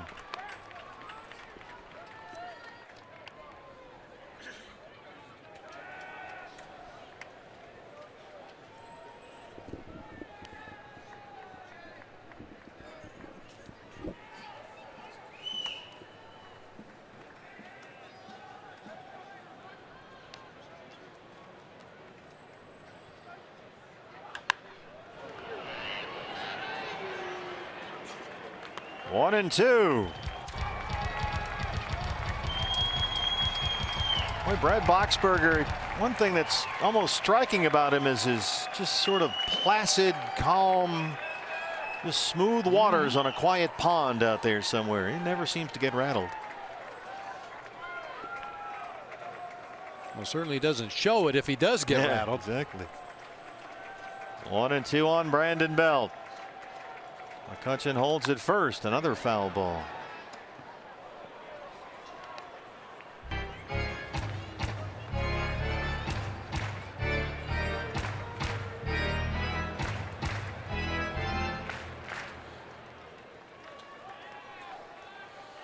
Well, as much fun as it is to watch Archie Bradley come into the ball game from the bullpen and go out there firing, and the fans are yelling and screaming, this is more the attitude you like from your closer. Just nice and calm. McCutchen off with a pitch. The throw from Avila is not in time. And McCutchen may have taken a glove in the nose here. I think he did.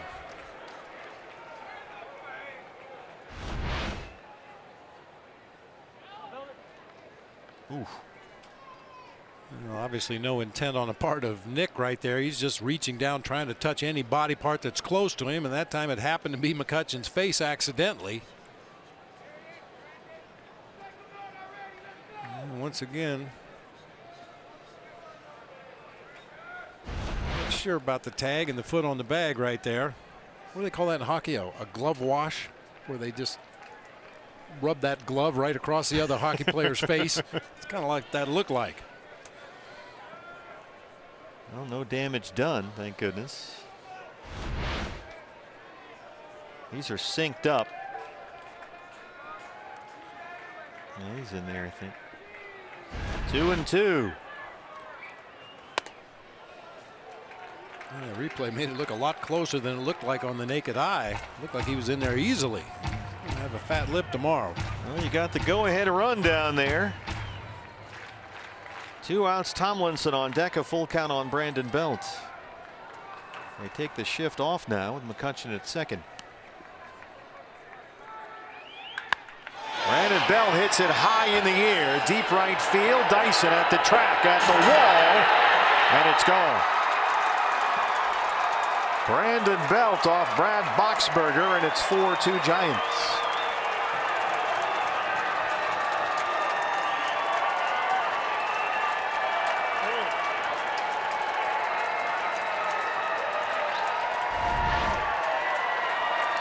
That's a changeup. Stayed on the inside part of the plate. You could see where Avila had set up on the outside corner. They wanted that ball to fade low and away and hope to get him to pull a ground ball to the right side. Instead, that changeup stayed right in the middle of the plate. That's the 100th career home run for Brandon Belt, and his second this year. Here's Kelby Tomlinson.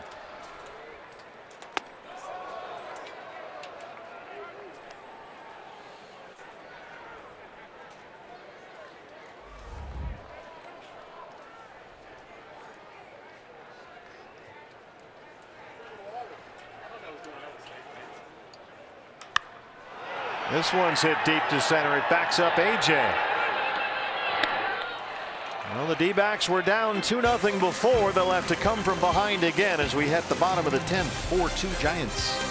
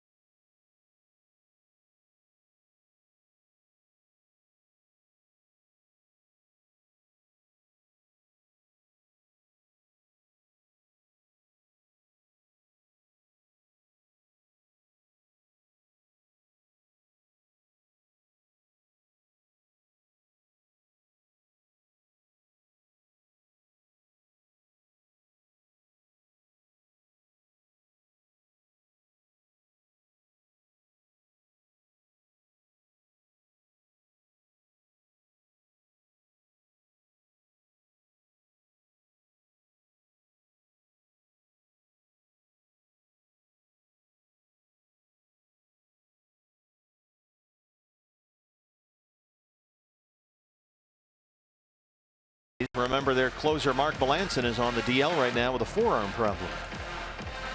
John Ryan Murphy will hit for the pitcher Boxberger to start the D-backs 10th. Leading off, Warren D-backs, and pitch hit for Brad Boxberger, number 36, John Ryan Murphy.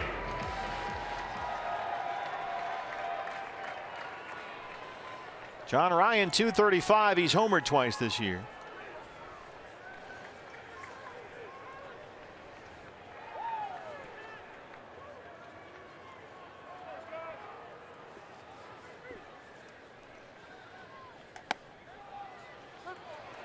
Fastball off the plate. Strike one, says Phil Cuzzy.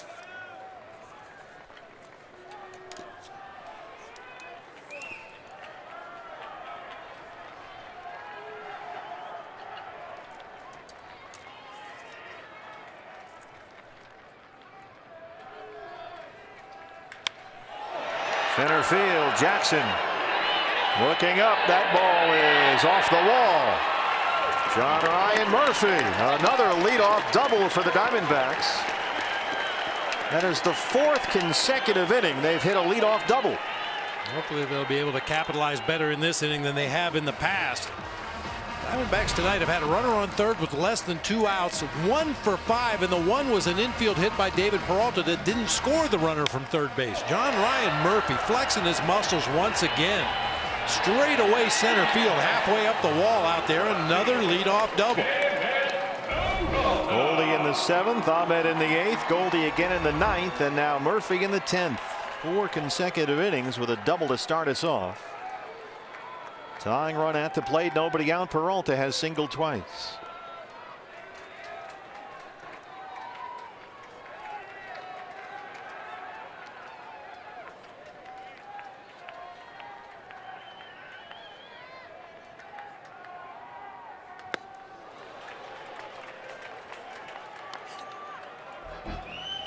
Got that breaking ball down in there at the knees, and it's 0-1.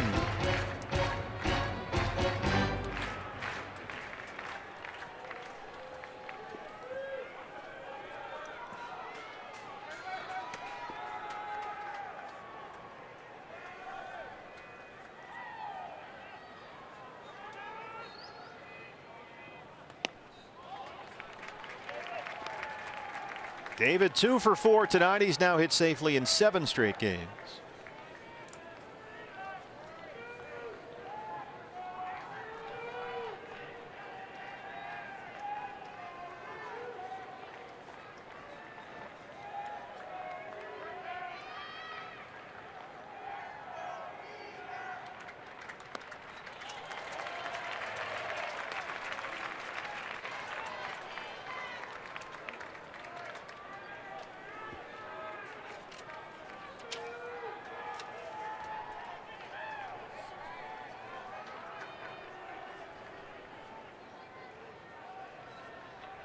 Lefties this year 4 for 7 against Corey Guerin. Peralta had 2 balls and 1 strike.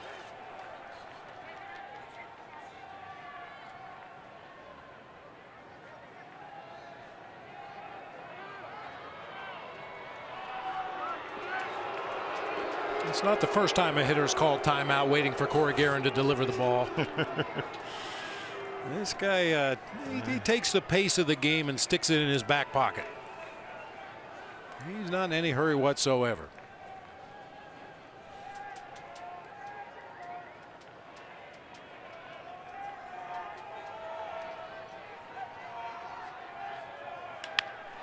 That's headed for the left field corner. That's a fair ball. Murphy will score. 4-3. Peralta's got an RBI double. Second consecutive inning. They start off with back-to-back doubles.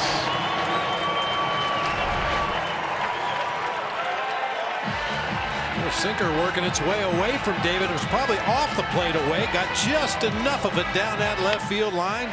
Drops in just fair. Borges Hernandez chases it down in the corner and just fires it back toward the infield. David able to move into scoring position, representing the tying run. You can see Corey Guerin had an issue with Buster Posey's pitch calling, perhaps. And these two aren't on the same page, clearly.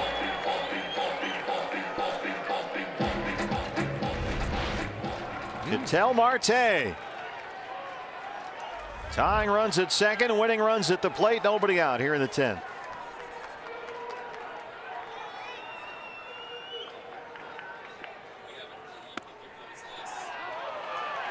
Change up at the knees, strike one. Ketel tonight 0 for 4.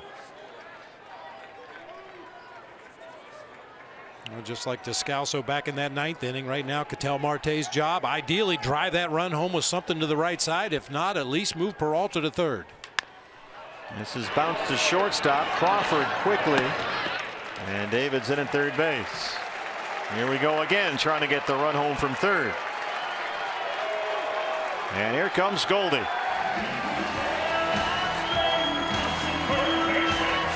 Goldie has doubled in his last 2 at bats. He's 2 for 4 tonight. Giants will bring the infield in. Tying run at third, 1 out.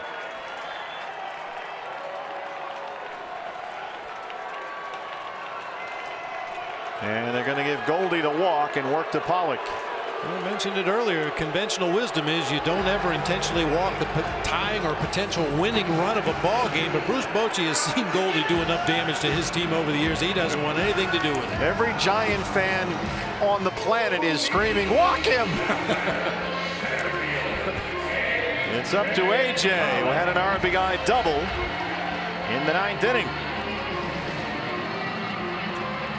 This will bring Kurt Young out to the mound.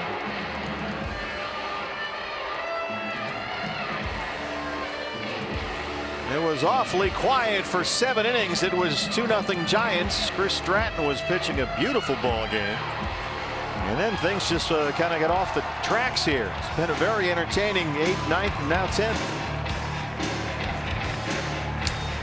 And the D-backs have had plenty of chances. Critical moments with runners at second and third. Still looking for that big hit.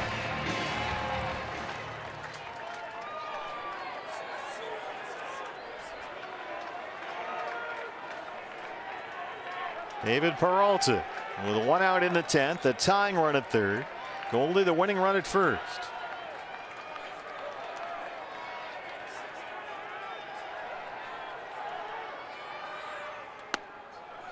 Good location on that fastball. 0-1.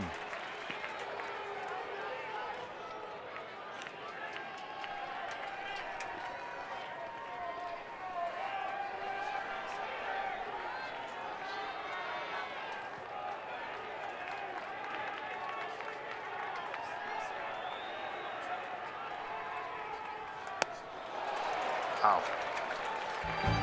Big swing and a slider.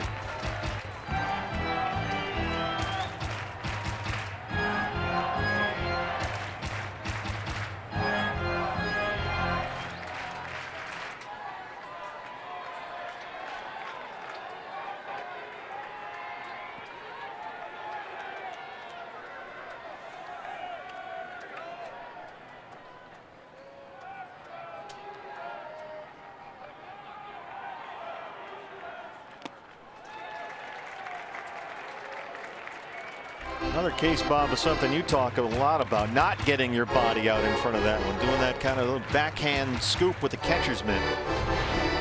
Yeah, Buster Posey was a shortstop in college.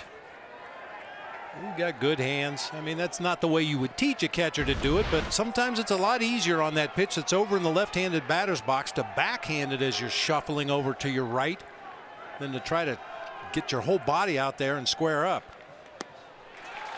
Fastball the way low. 2-2.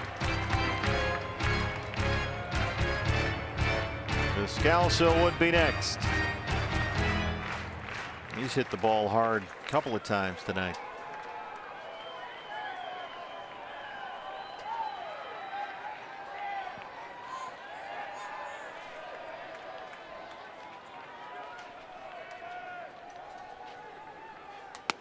Got him. Chased a slider, 2 outs.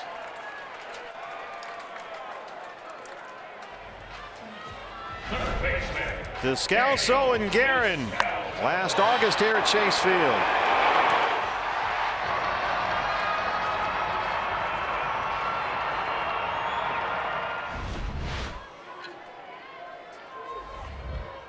Two on and 2 out in the 10th. Descalso was flat out hard his last 2 times up. 1 for 4.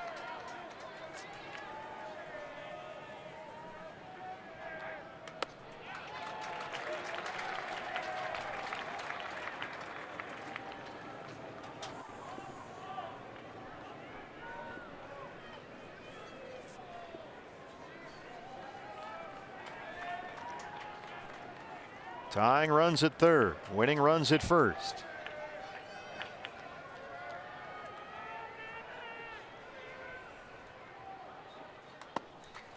2-0.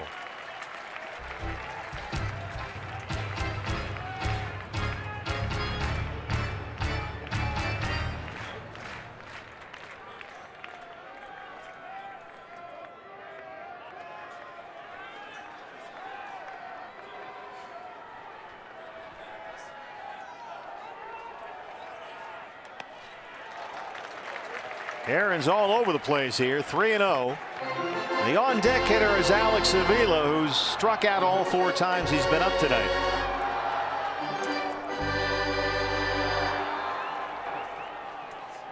Looks like another possible pitch around right here. Nothing has been close so far to Daniel Descalso, and Guerin threw a 2-0 slider. Bases are loaded.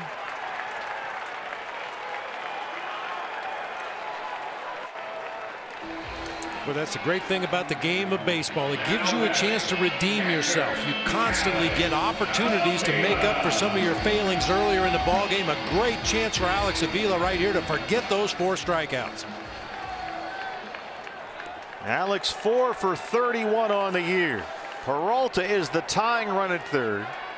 Goldschmidt is the winning run at second, and Descalso's at first. 2 outs in the 10th.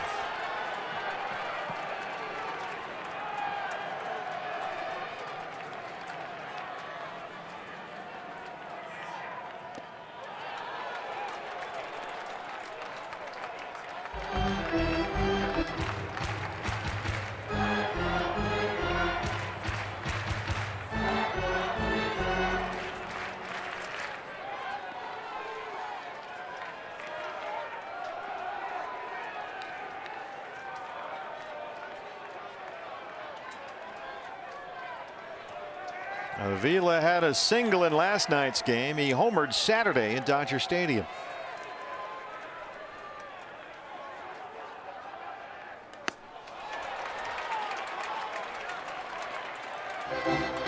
Change up and a fastball so far, 1-1.